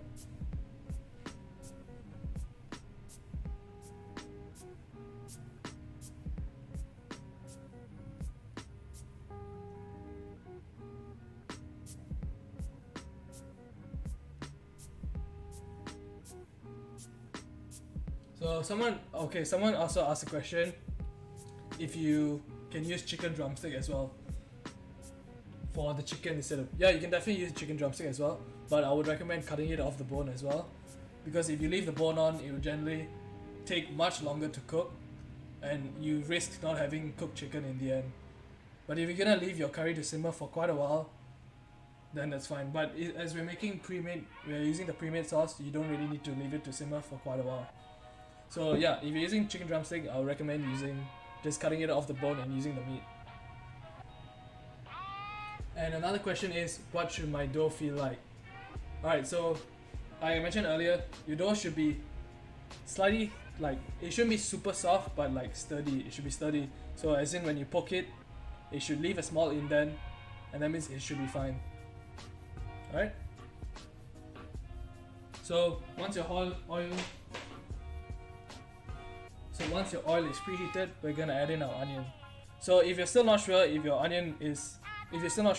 oil is preheated, you can just take a small piece and just throw it in. And if it starts sizzling, then that means your oil is ready. So my onion is sizzling, so I'm just gonna throw it in.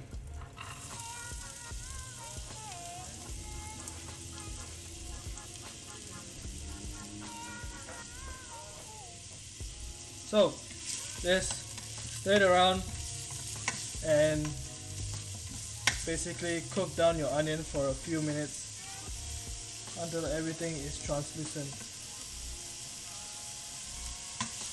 until it's nice and soft as well. And if you're wondering, like I mentioned earlier, if you cry it's fine, and the reason you actually cry is because the onion, when you cut into it, it basically releases a chemical compound that basically irritates your glands in your eyes, which causes it to tear. So basically it's an involuntary process. So if you cry, it's really fine. One suggestion that I've seen before is people wear goggles, swimming goggles. Yeah, they wear swimming goggles and they cut onions so that the gas doesn't irritate their glands in their eyes. But if you cry, it's fine. Crying once in a while is pretty healthy. Replenish your bodily fluids. I don't even know what I'm talking about anymore.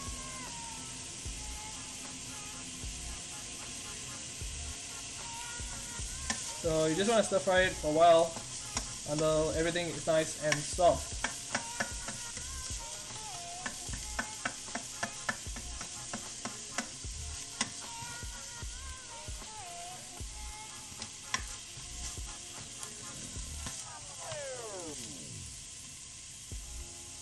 Oh, someone suggested to chew gum. That could work as well. I will try it the next time. And if I cry, I will blame you for it. No, but definitely I will try it next time. I need to buy gum. I'll try it and see whether I cry.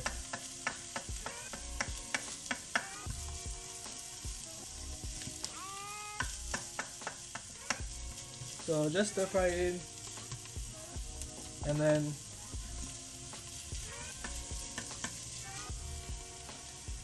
let it be nice and soft.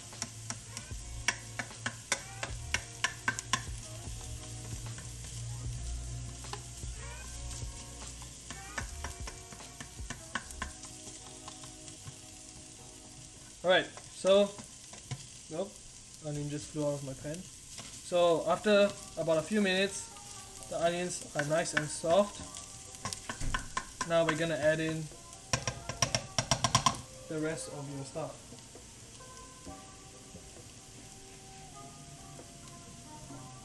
Which is your ginger and your garlic. So add in your garlic and add in your ginger.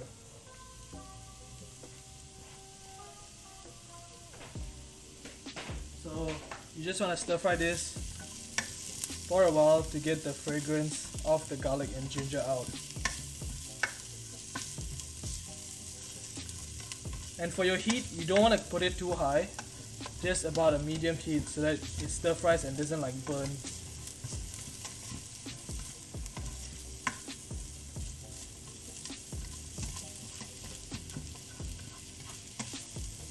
And just keep it moving.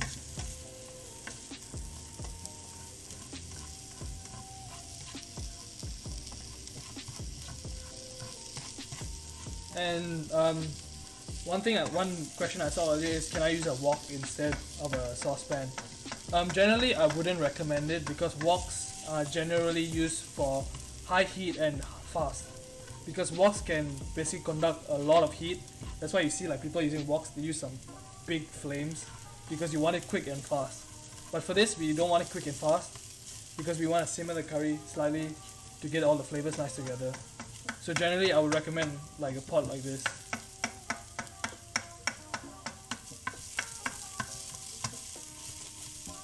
So just make sure to mix it around, get everything nice together.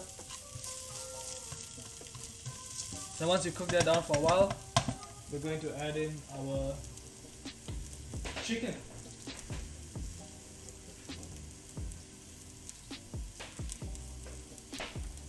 So you want to get your chicken and then add it in.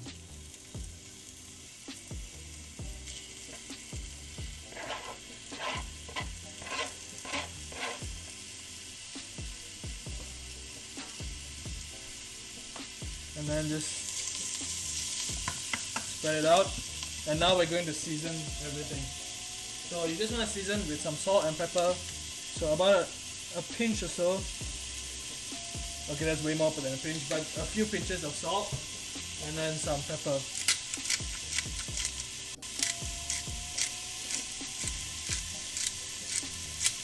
Just make sure everything's nice and seasoned up.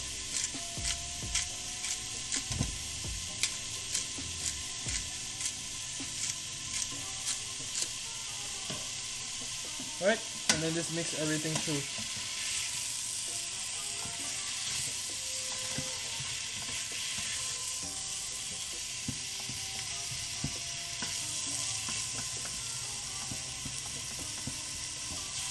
Alright, so make sure not to skim on the seasonings because that's where you bring out the flavor of everything.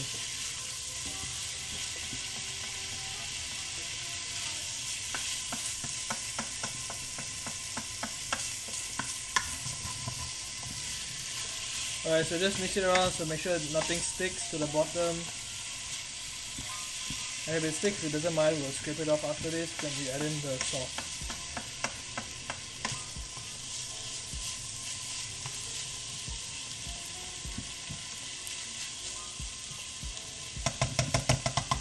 So you just want to let that cook down. And can I say, this pepper mill is probably the worst thing I've ever seen before. Alright, it's so inconvenient. Alright, you have to keep doing that again and again. And I could just get tired of it. And so many times, I can't believe it, so many times I've done this like for like 5 minutes, realize why is there no pepper coming out, and then I realize I'm holding it the wrong way. Like my grocery store doesn't have like pre-ground black pepper, I don't know why, so I have to use the freshly ground stuff. Obviously freshly ground black pepper is better because you're actually grinding it into the food, so it's fresher, but it's less inconvenient. That's why normally for like restaurants you see, like for Italian restaurants you see people like grinding it at the table, so that's when you use pepper mills, because you want to get the freshest amount of garlic. I mean freshest amount of pepper. Like, oh, I don't know what's my obsession with garlic.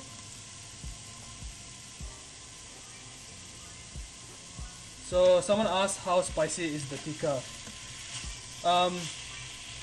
Tikka masala is generally not spicy because if you didn't know, tikka masala is actually the national dish of UK. Yeah, can you believe it? So, and it was actually invented in UK itself by like immigrants. So it's not actually from India. Actually, most of the curries here are not actually from India. They were just brought over and developed here. So tikka masala is actually catered to the taste of the people here. Read into it what you will. So generally it's not spicy, it's quite mild. But if you want to make it more spicy, you can add in some chili powder as well. Like for example, if you can get your hands on Kashmiri chili powder, ooh, that would be very good to make it more spicy. Yeah, so for like spiciness level, this is pretty mild on its own. Like even on the bottle it says mild, like medium heat.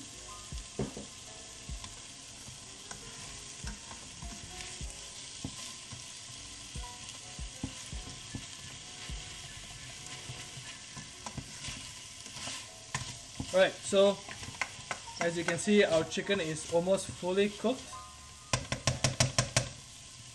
And everything is nice and soft. We're going to add in our tikka sauce.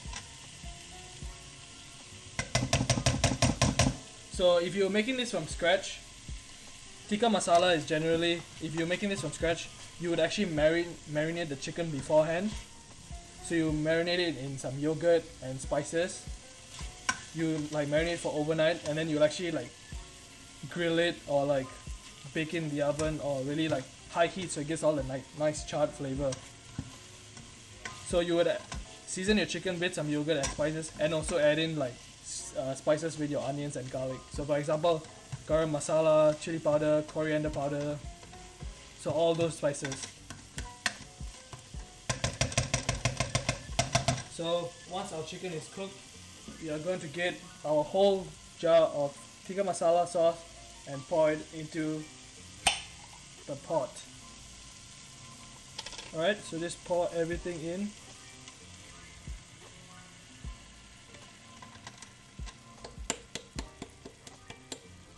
And as you can see, there's still a lot remaining inside. So what we're gonna do is add some hot water to it, or like just normal water, and rinse it out.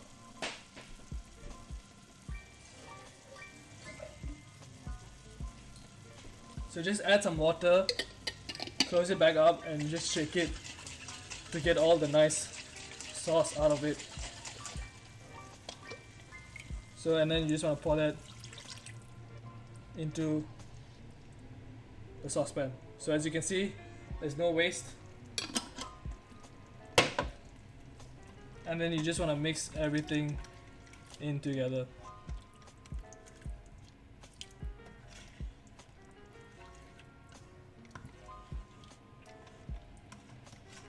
So the thickness of your sauce is really up to you. If you like it more thick, you can add in more water. I mean, if you like it more thick, you can add in less water.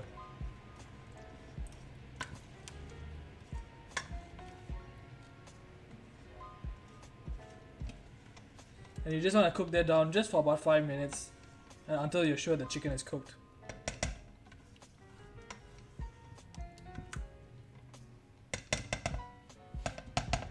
And just leave that to cook.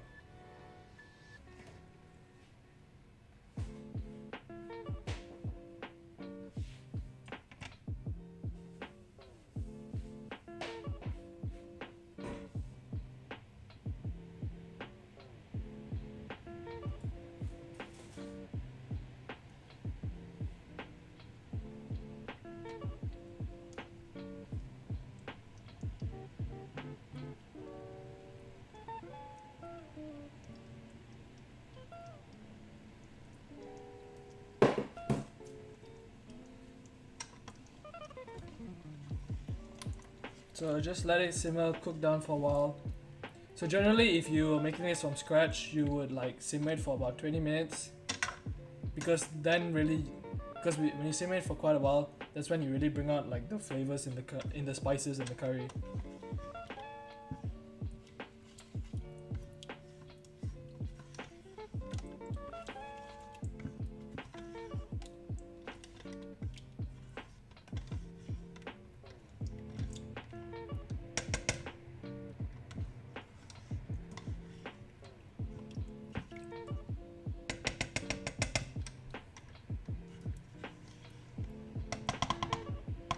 Alright, so once you've been simmering it for a while, you can now add in your chopped coriander. Oh, you can add in your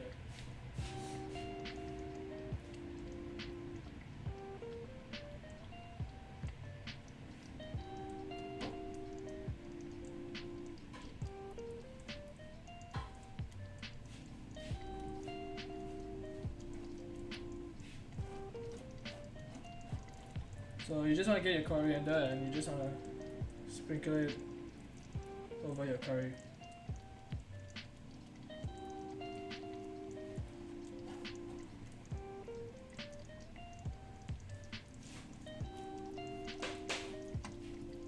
And then just mix it in.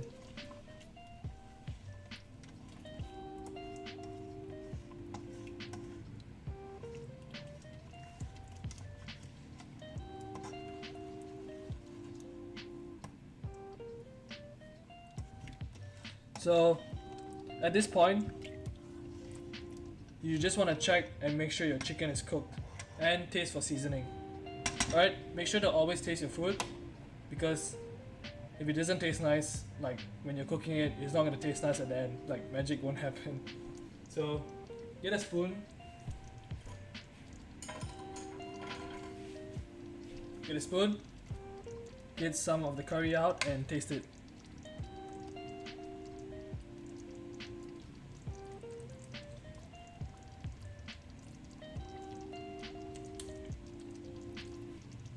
And if it's to your liking, then that's fine. If you don't, if you want it a bit more salty, add more salt.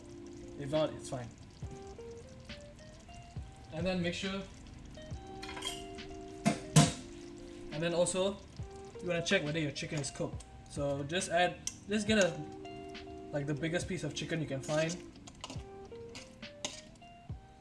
Don't like, try not to take the smallest piece, because smaller ones are definitely will be cooked. So just take the biggest piece of chicken you can find, and then like cut it open to see if it's cooked.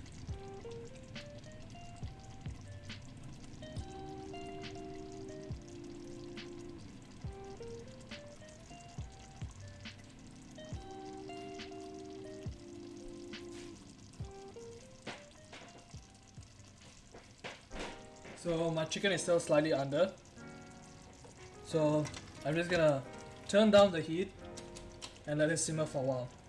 Just turn it down to low and just let it simmer for just a while. So for your chicken, how you generally know if it's cooked, if it's white like all the way through. Your chicken shouldn't have like any pink on it, that means it's undercooked. But for like other meats, it really depends. But for chicken, your go-to is just white all the way through.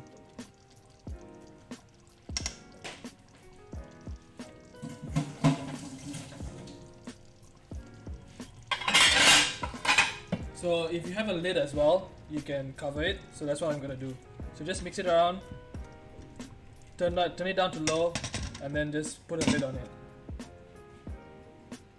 And if your sauce has become just a bit too thick, if you want it thinner, you can add in some water at this point as well.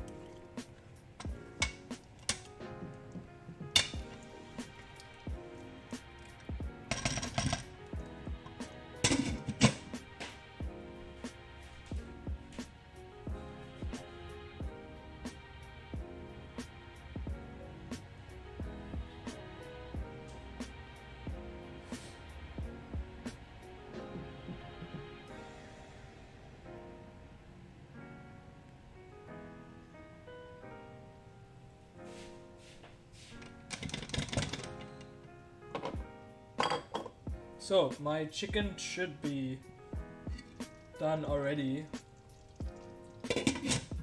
So what I'm gonna do is, we're now gonna make our chapatis. And the reason why you want to make your curry first, if you can do it at the same time, then obviously that's like ideal, but for presentation purposes, I'm gonna make the curry first and then make the chapati last.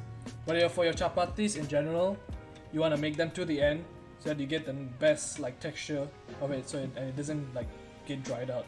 Right, so for my curry, I'm just gonna get it and leave it to the side and just keep it on low to keep it warm. Alright?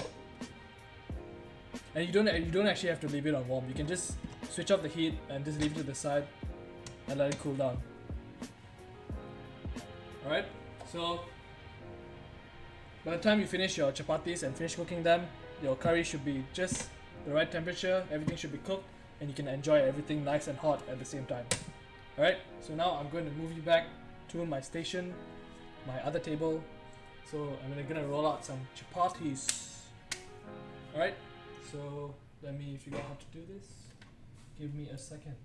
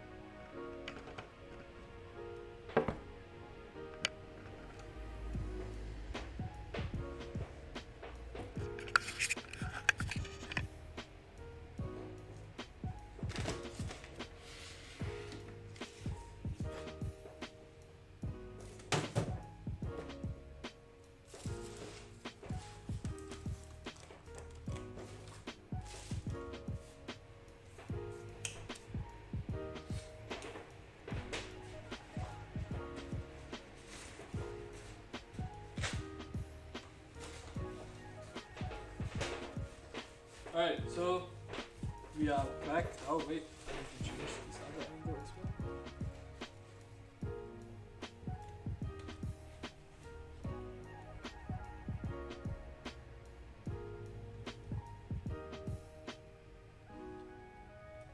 Alright, so we are back at the station and we're now going to roll out our chapatis. So again, you just want to make sure your table is clean.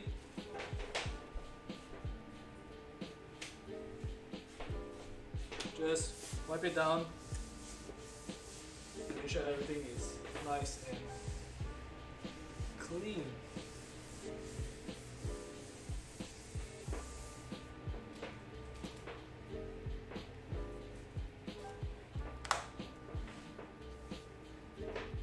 Alright,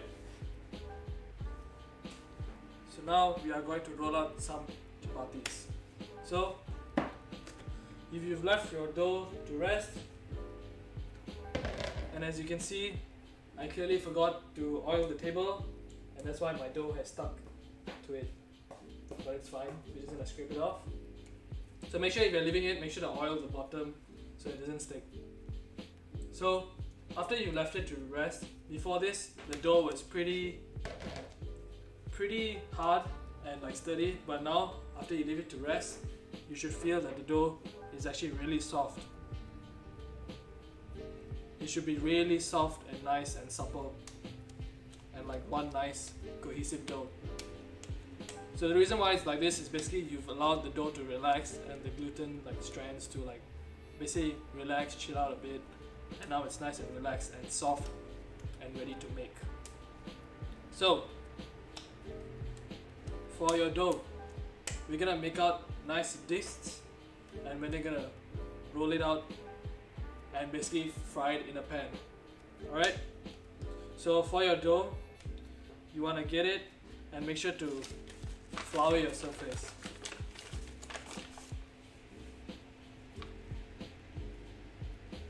Just again, remember to be sparing with the amount of flour. You don't want to get too much, you're just adding enough so that it doesn't stick. So then you want to get your dough coated in the flour. So how you want to portion it out is basically get a dough and like roll it into a log. Alright, once you have this kind of log shape, you can just take a bit and just tear off a bit of the dough and then roll it into a ball. Alright, so once you have your ball, that is your one chapati. So this excess one, we're going to leave it back in here and we're going to roll this out. So at this point, once you have your ball of dough, which is about a golf ball size of dough, alright, it's about this big, leave it on the surface, and at this point we're going to roll it out. So if you don't have a rolling pin, which I too don't have, one way you can roll it is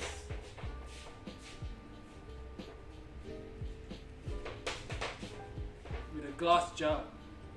Alright, it's probably the most B-Tech way to roll something, but it works.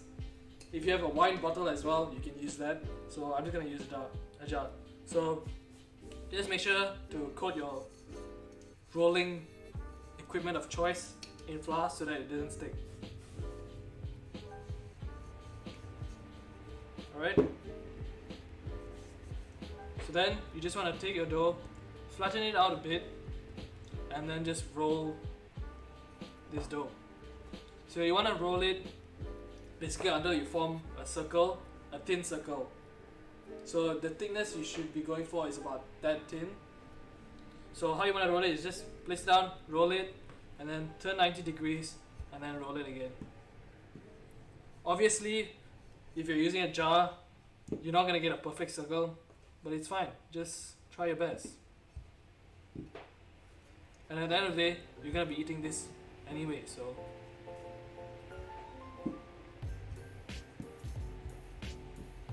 just slowly roll it.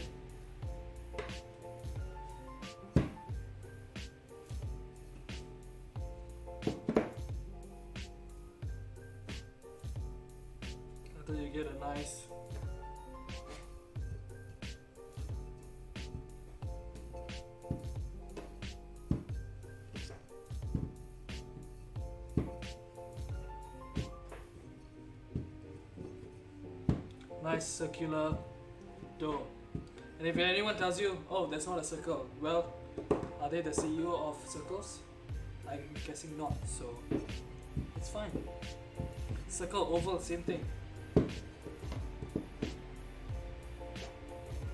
So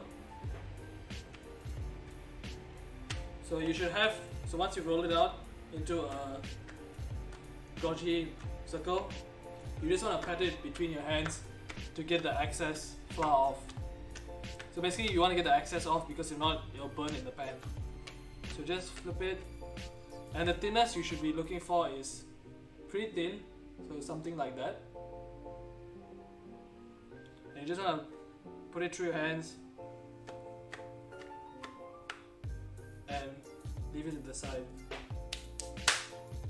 like this. So at this point you want to preheat your pan. So how we're going to cook it is we're going to cook it completely dry. So you need to get a dry pan and basically heat it to the max. That's where you get the nice charred flavor and a nice like heat. You get the nice heat which will cause it to like puff up, hopefully. So get a pan.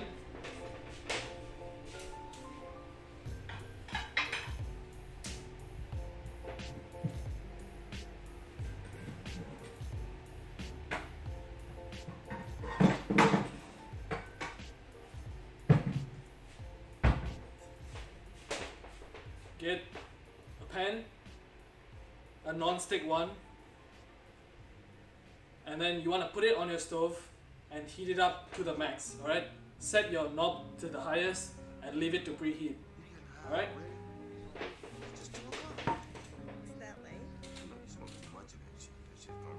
your ambitions to get high. So, generally, traditionally, when people make chapatis, they will use something called the tawa. So, which is like a nice flat pan, which conducts a lot of heat. So your chapatis cook like in 30 seconds. So this method, using a normal pan, it should be the same, but obviously you won't get the same results if you're using the traditional like equipment. But it's fine, it still works.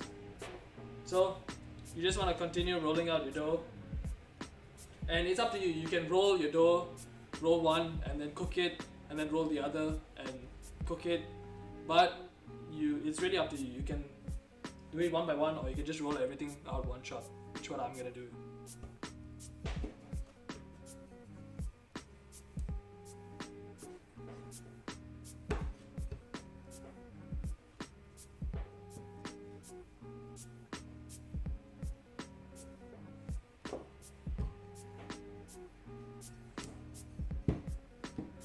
So you can, if you don't want to do it on a table, you can do it on a cutting board as well. But just make sure everything is clean.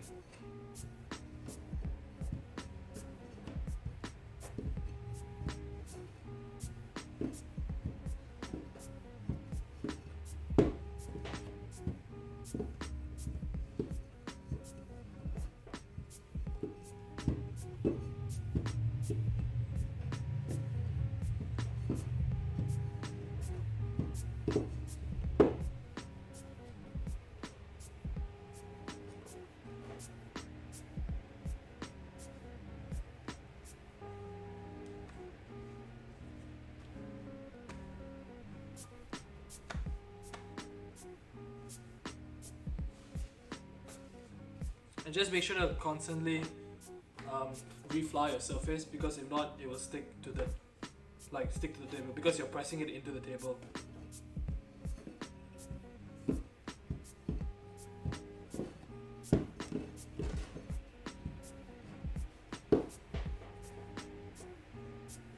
Okay, then again, you just want to slap it between your hands to get the excess flour out.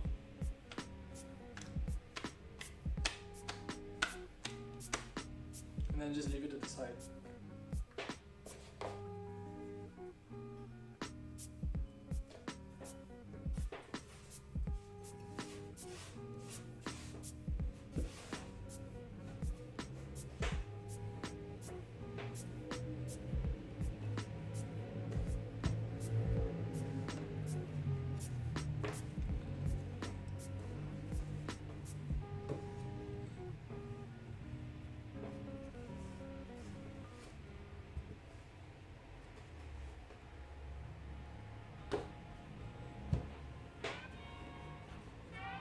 be honest, I'm getting pretty hungry right now, and it's, what time is it?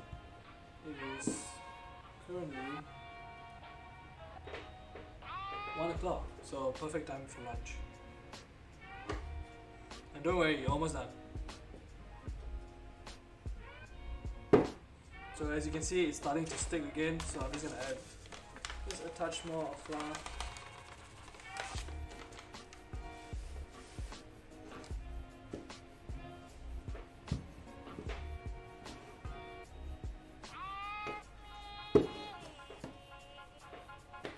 Alright, if you're using a jar, obviously there's no pretty way to do it. So just do what you can. And if it's relatively an even shape, then it's all good.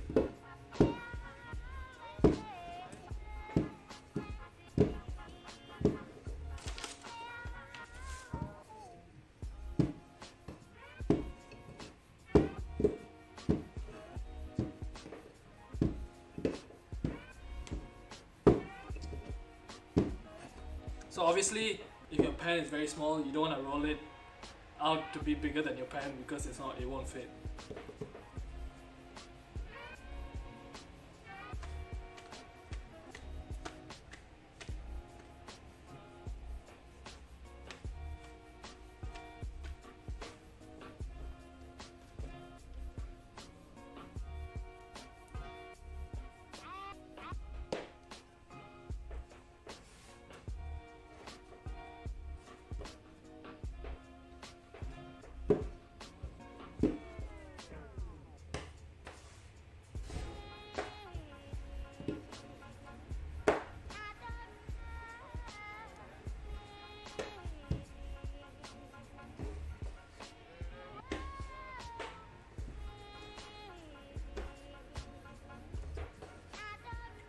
Also, if you guys have any questions like you want to ask regarding the recipe or anything in general, please do ask, and I'll try my best to give you the best answer that I can.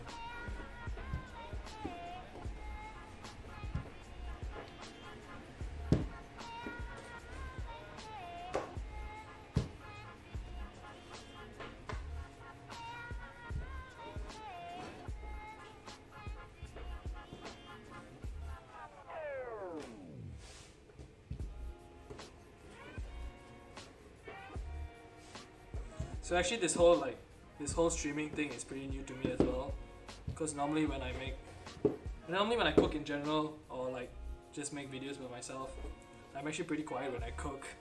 I'm just like silent and like just focused on making my food as fast as possible.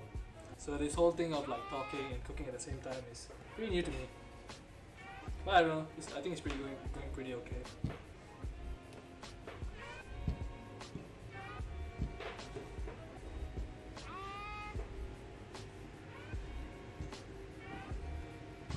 I don't know, and I'll see how it goes. If in the future I might do more cook-alongs if people are interested. So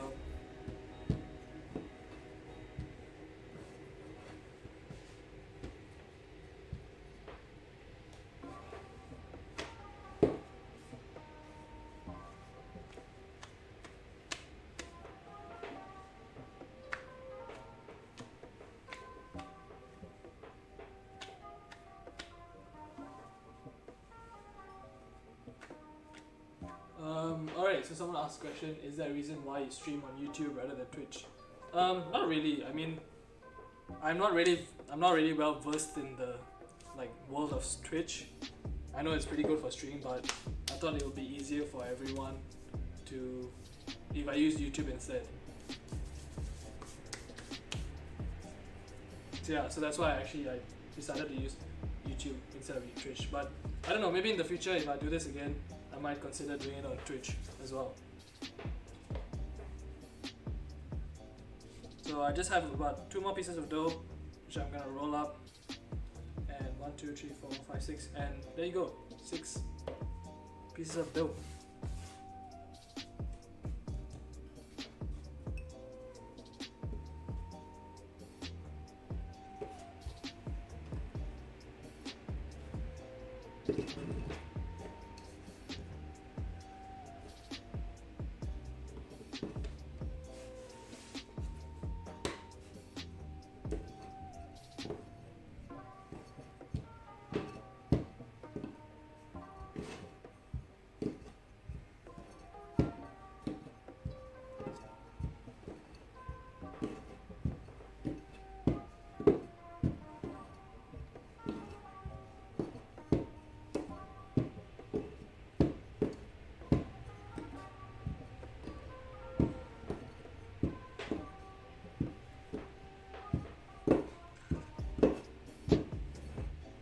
Someone just asked me how am I doing? How am I doing?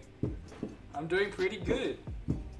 I mean, lockdown honestly has given me more opportunity to cook, which I'm quite happy for, and I have more time to make videos as well, which I enjoy doing. So it's a win-win situation. I mean, not because of lockdown. Lockdown's bad, but it's a situation. It's a better situation for me because I can spend more time cooking and trying out new things. Oh, this has stuck to the table. Oh, that is one. God damn it. Never mind. We'll put that aside inside a new one.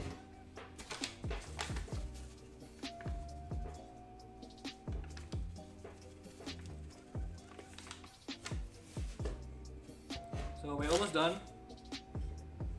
Please bear with me with my rolling skills.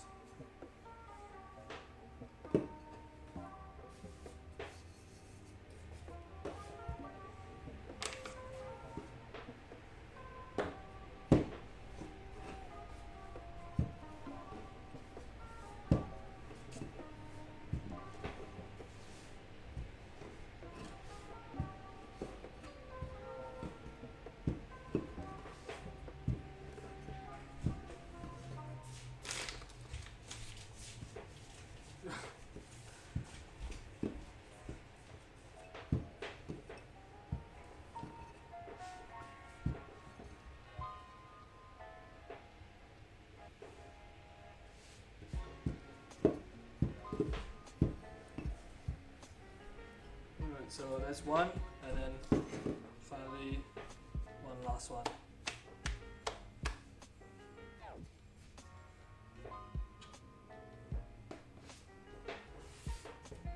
And we are almost done.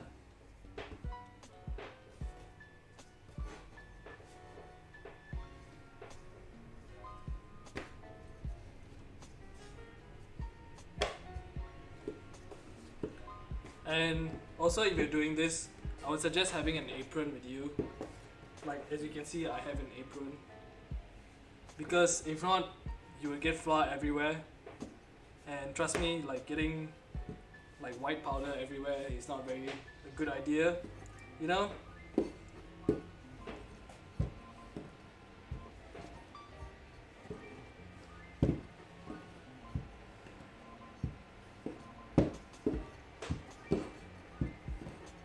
So just roll it out until it's nice and thin. Because if you don't roll it out like nice and thin, then it'll be quite thick and it'll be quite doughy when you eat it. But you want to, basically the chapati you're looking for is something that is crisp on the outside but soft on the inside.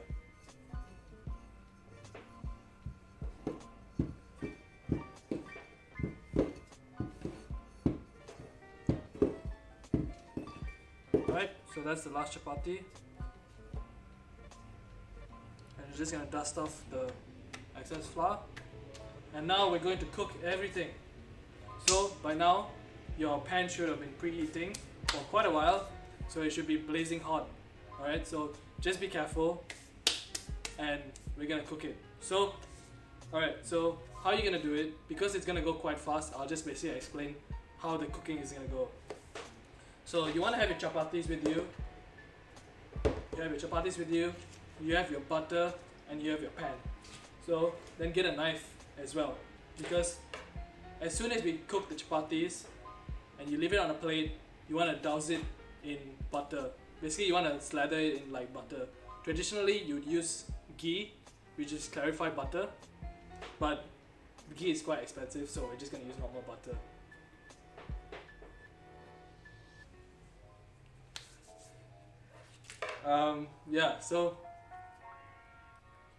And also for how you're going to cook it is, basically this whole thing takes about 30 seconds but to a minute to cook. So it's really fast because it's high heat and very fast.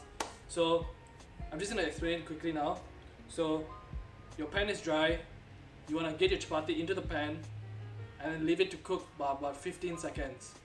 So 15 seconds until you see like small bubbles starting to form. So once you see small bubbles, you want to flip it again and then cook it for about 30 seconds. And then once you cook it for 30 seconds, you want to flip it one last time and then you want to press on it slightly. So traditionally, how people make chapati is if you have a flame stove, you would actually, for the third flip, you would actually take it off and put it on the flame itself. Because of the flame, the high, like, because the super high heat from the flame, the air inside the chapati actually expands and your chapati actually like puffs up. But because mine is an induction stove, I don't think we're gonna get the same thing, but we will try. Alright? There's no harm in trying to get a little bit of puff. Alright? So if you're doing it in a pan and you want to get it puff up, for your last turn, you want to place it and then you just want to press it around the sides. You'll see after this. So there'll be 3 flips. Oh wait. 3. There'll be 2 flips. So place it down. Flip. Place it down, cook for 15 to 20 seconds, see some bubbles, flip. Cook for about 30 seconds, and then flip one last time. Cook it for about 40 seconds. Get it on the plate, slather in some butter, and that is done. So now I'll move you over to the stove and we will make some chapatis together. Alright?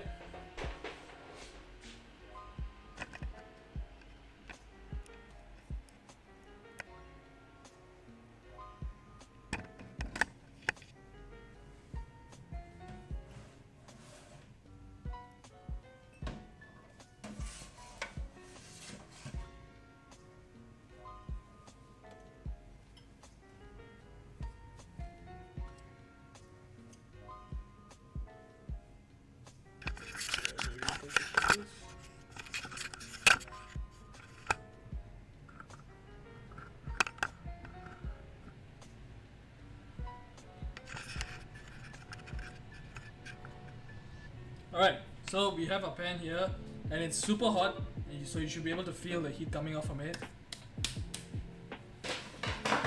And then you should get a plate ready.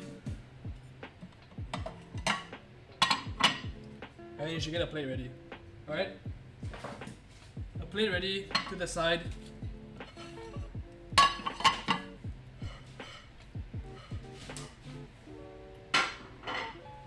Plate ready to the side, and then you want to have your butter and knife ready as well. Okay? So,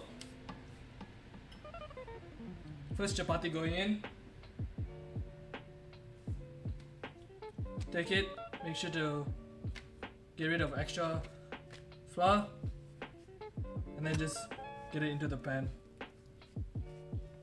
And as you can see, I clearly made it not the size of my pan, but it's fine. So you just want to leave it to cook for just a while, and as you can see, there are like small bubbles forming on the surface.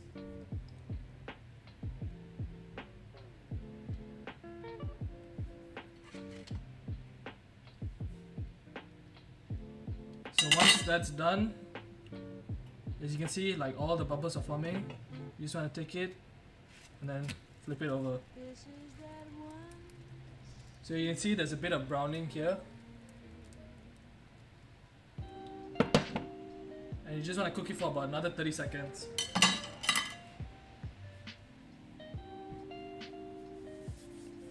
Obviously you don't want these wrinkles in your pan, so just make sure to make your chapati as big as the bottom of your pan.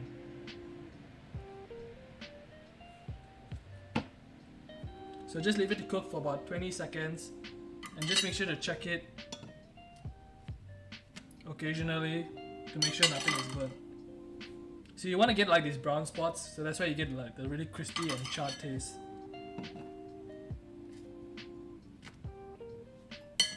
And you can use your hands as well, but just be careful. Or if you want, you can use a spatula or a knife just to like flip it over.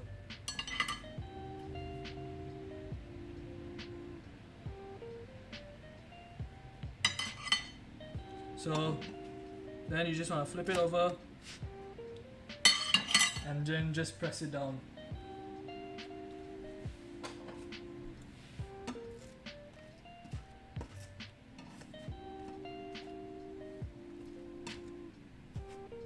So as you can see, I have not achieved sufficient puffing, but as you can see, I still have some, which is still pretty good. So Generally, if you want the whole thing to puff up, you really want to use like the special tawa and the flame. But if you still get puffs like this, then it's still pretty good. So once you want to cook it, once it's cooked, both sides, then you want to take it out of your pan. Get it onto your plate. And then just get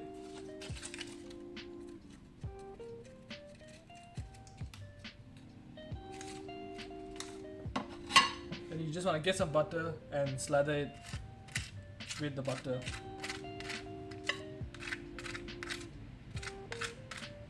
So it should be nice and glistening and beautiful.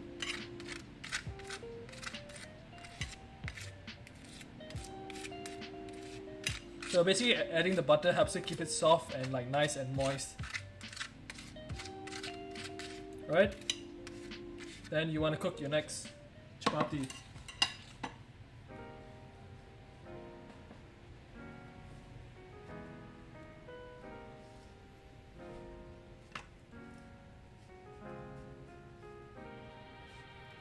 God, there's so many wrinkles. Oh my god. It's fine, we move. So just get it down, cook it for about 20 to 30 seconds. Once you see bubbles forming, then flip it, cook it for another 30 seconds, and then flip it one last time, and then press it down slightly to basically help it puff a bit more, and then you want to get it out.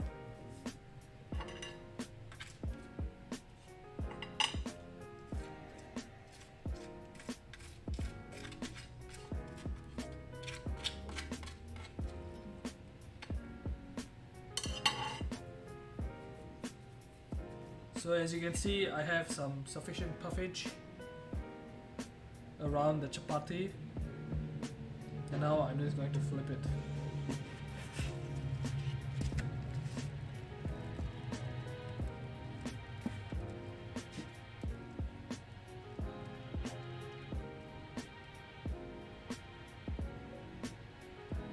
So then just cook it for about 20 or 30 seconds or so. And you just want to make sure you get all these nice like brown bits, because that's where the flavor comes in.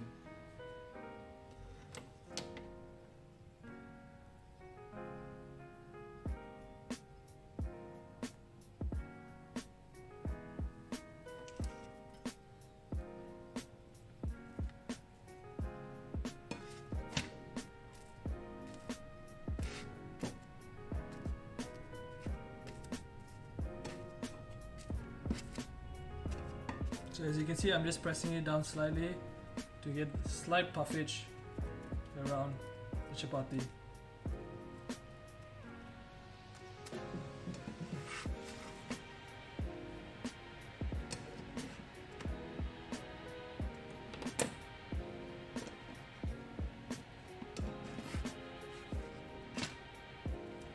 And if you're not satisfied with the amount of char on the other side, you can just turn it around again and cook it. It's fine.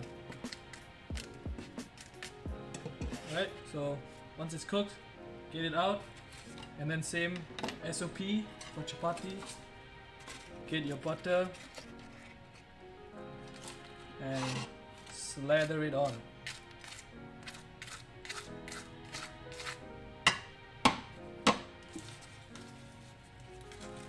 You know, you can never have too much butter. Unless you have cholesterol problems, then unfortunately not. But still.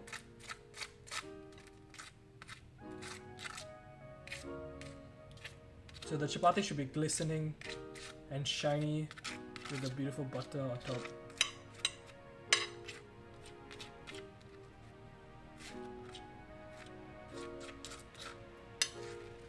So it should look something like this. The light is definitely not doing it justice, but trust me, it's pretty good. And now I'm starting to realize I've rolled out my chapatis too big for my pan. Oh my god.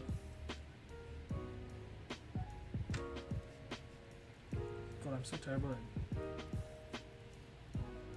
this. Alright. It's fine. Oblong shape is still a shape.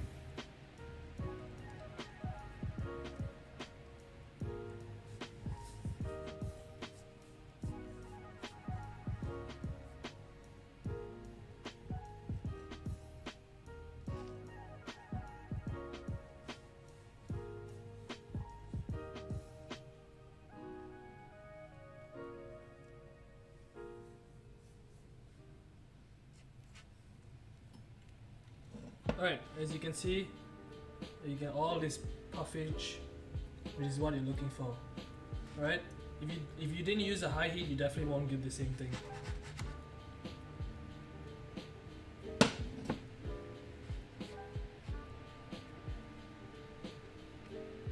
Alright, then just take it and then flip it around. So generally this is like a basic chapati. What some people do is they make something called aloo chapati, which aloo means potato. So basically they'll make like a potato mixture and they'll stuff it into the chapati and cook it. That way when you eat the chapati, it's filled like this delicious potato mixture.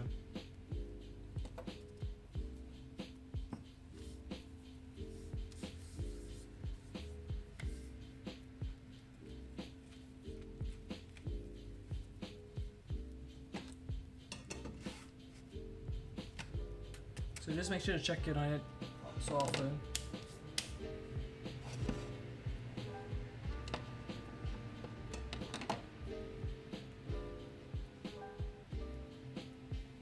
And honestly, if you're doing this together and you can get it to puff up, please take a picture because I want to see it. Because I will salute you if you really get it to puff up.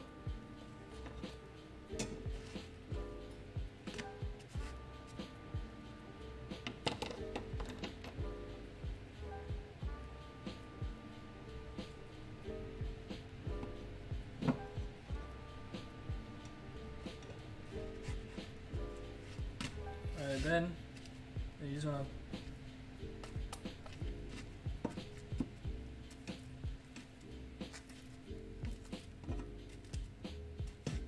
just press it down slightly to get some nice puffage. You can see you get some nice puffs right here. Then once it's done, you just want to get it out of the pan, get it onto your plate, and slather in butter again. And you just want to repeat the process until basically all your chapatis are done, pretty much.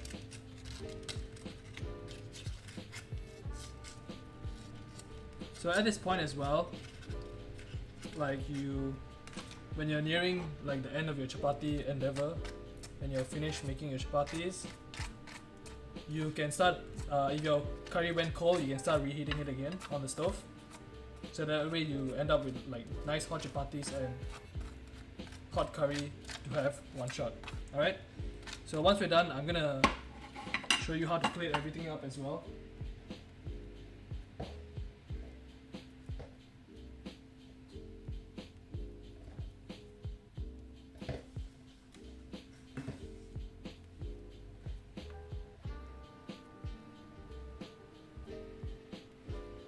God, I don't know what I was doing with these sizes. Jeez.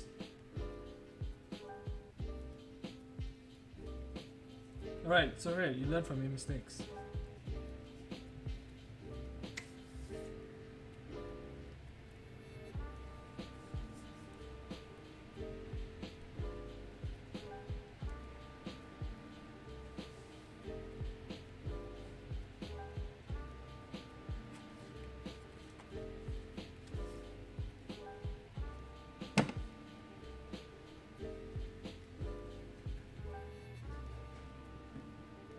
Alright, so I said you can get 6 chapatis, but actually, if you actually rolled it out to the proper size, I'm pretty sure you can get like 8 to like 10 chapatis. So, if you don't feel like eating 8 to 10 chapatis, then maybe I'll reduce the amount of flour in it.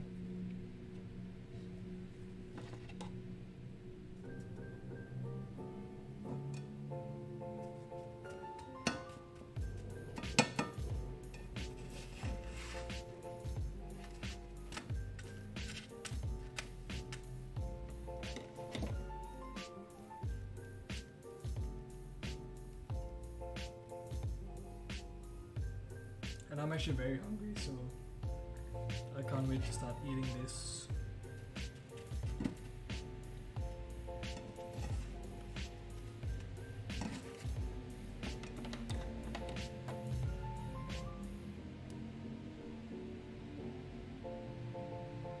I actually tested out this chapati beforehand, Like I really tried so hard to get it to puff. Like I even took it out and put it on the induction stove itself. And please don't do that. Like just fair warning, if you have an induction stove, don't like take out the chapati and put it on top of this.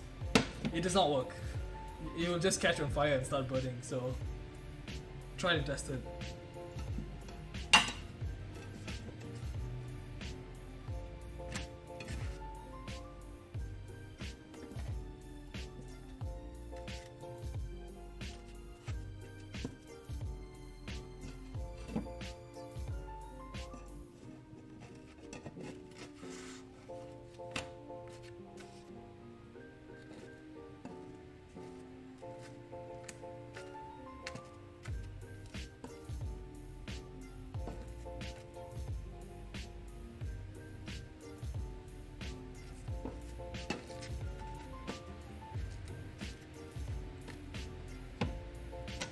So now I'm almost done, so I'm gonna start reheating my curry just to get it up to 10.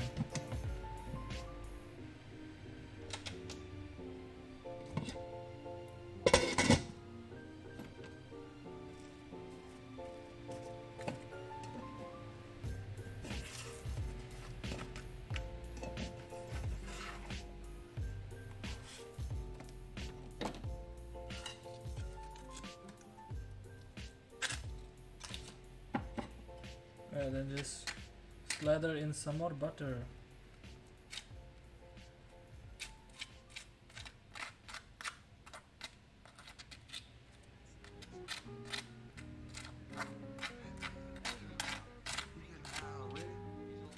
Just 2 o'clock.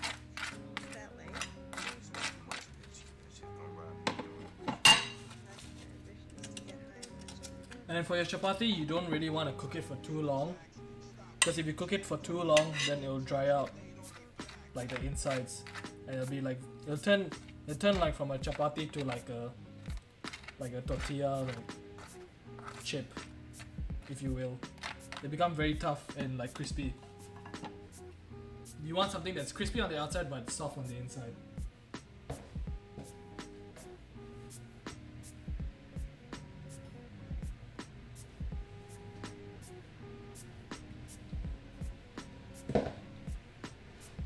Alright, so that's the last of my chapatis. I've decided to, for the essence of time, I will cook the remaining later, which is like just another 2 more. So that is pretty much your chapati done. So you have your chapati here, and now your curry should be reheating. And now I'm going to show you how to plate everything together and make it look very nice and delicious. I mean, it tastes delicious, but you want to make it look nice as well, so that you can show off to other people. Alright, so I'll move you back to the table and we'll plate up. Alright?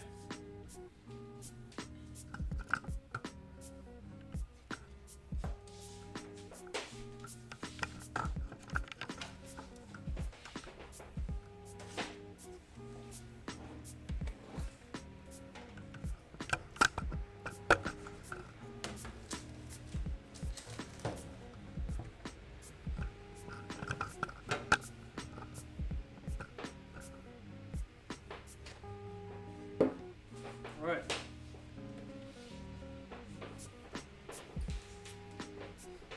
We are back at the table. Alright, so we are back at the table. As you can see, there's a lot of flour here, so I'm just gonna remove like everything.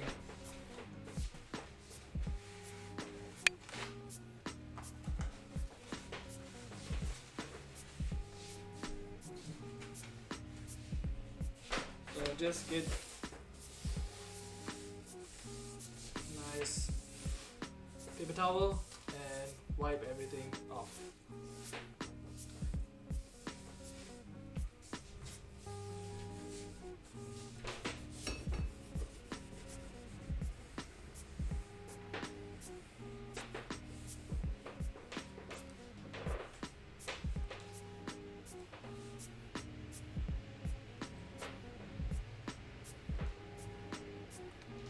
Alright, so I've cleaned my table and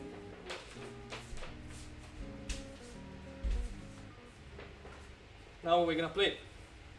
So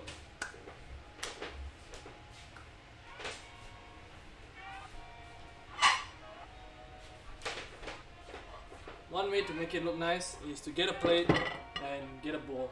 Alright? I'll move this out of the way. Get a plate and a bowl.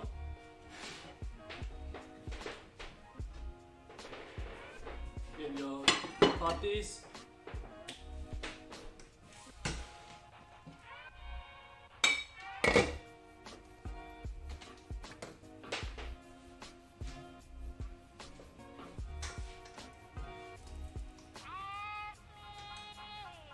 And get your curry which you have cooked. So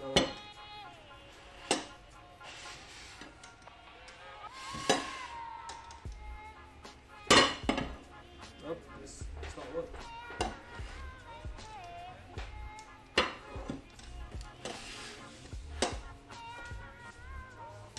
Yeah, I need to figure out the layout of this.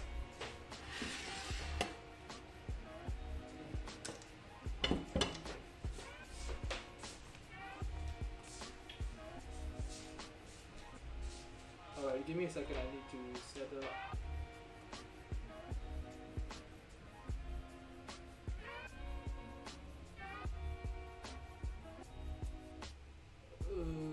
Give me a second, let me leave and join the call again.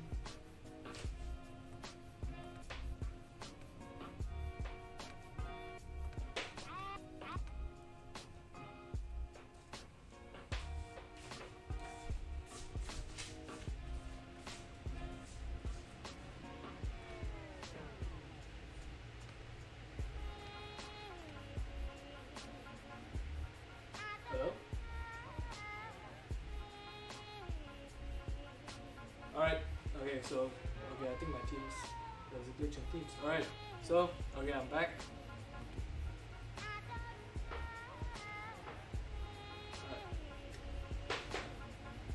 Alright, so I'll just continue. Alright, so, as you can see, I have all my things ready. I have my chapatis, I have my bowl and plate, and I have my curry here. So how we're gonna plate it, we're just gonna make it look very nice. So you're gonna get your bowl, get your curry that's nice and hot.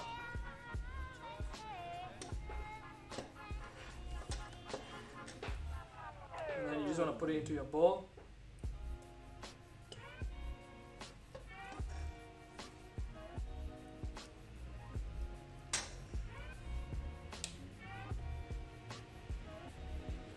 Alright, when you're putting it into the bowl, one hack is to try not to get it on the sides. Like food photography, like this is just something else like for food photography and like what people like in general, like aesthetics, food aesthetics. You want to try to keep the sides clean. So get it all in a bowl.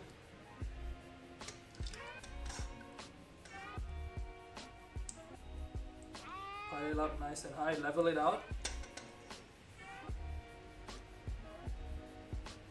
And then if you have extra pieces of chicken, you want to put it on top so that it looks like extra chunky and stuff. So get your bowl of curry, and then what you want to do is get a piece of tissue.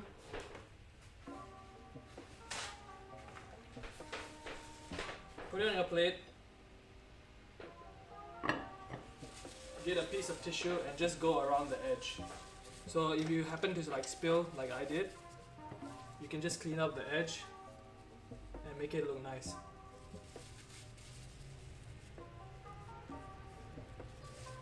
Basically the white sides of the bowl against the curry makes it look very nice. I don't know, that's what I see. So if you don't want to do this, you can just skip this whole step. It's really unnecessary, but if you want to take nice pictures, then I advise doing this. So just clean it up. And then next we're gonna plate our chapati. So we have a chapati here. So as you can see, they're pretty soft. So what we're gonna do is we're gonna take it, we're gonna fold it in half, and then we're gonna fold it into quarters. So like you get a nice little cone shape like that. And we're just gonna put it like that. Right?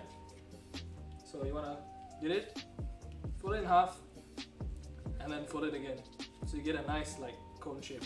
And then you just want to stack it around the bowl.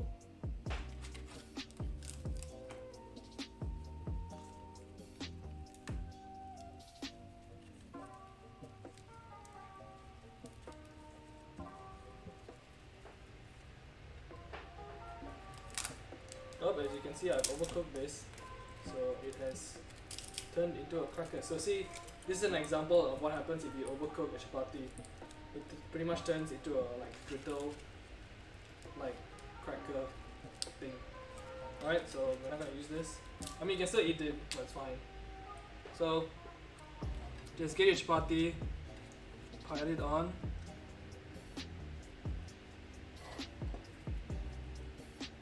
And obviously, if you had more, you would like wrap it around the bowl.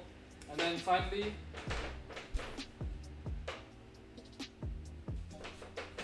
well, if you didn't forget, we still have our chopped coriander. So get your curry to the side. Get your plate, and then just get your chopped coriander and just sprinkle it over the top.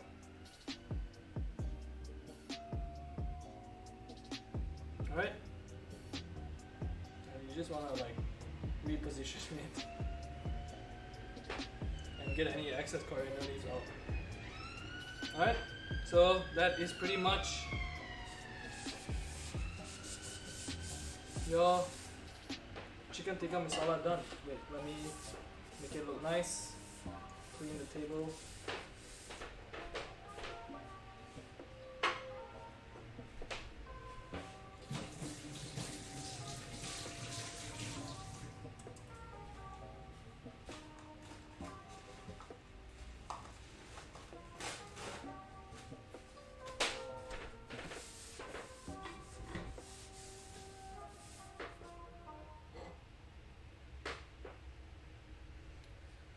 And that's pretty much your chicken tikka masala done.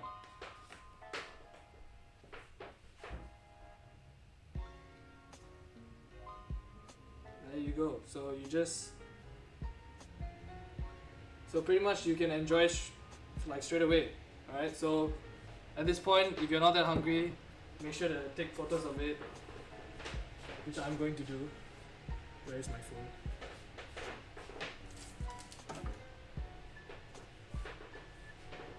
So just make sure to take some nice photos.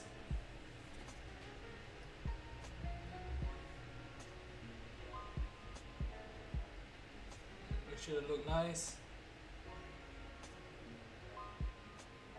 And if you want to slather some more butter at this point, go ahead, you know. Make it look extra glossy and delicious.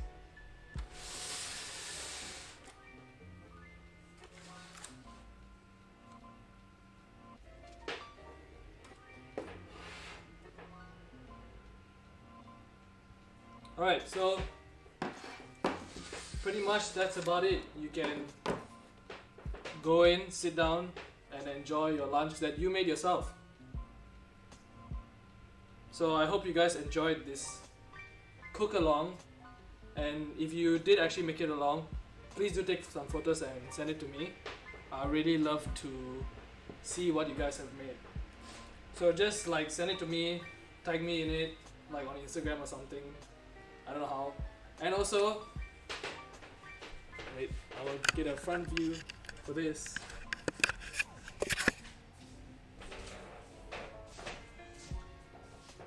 Alright. Okay, nice centered. Alright. So, wait, let me hold my food. That's about it. This is your chicken tikka masala done in about 2 hours or so.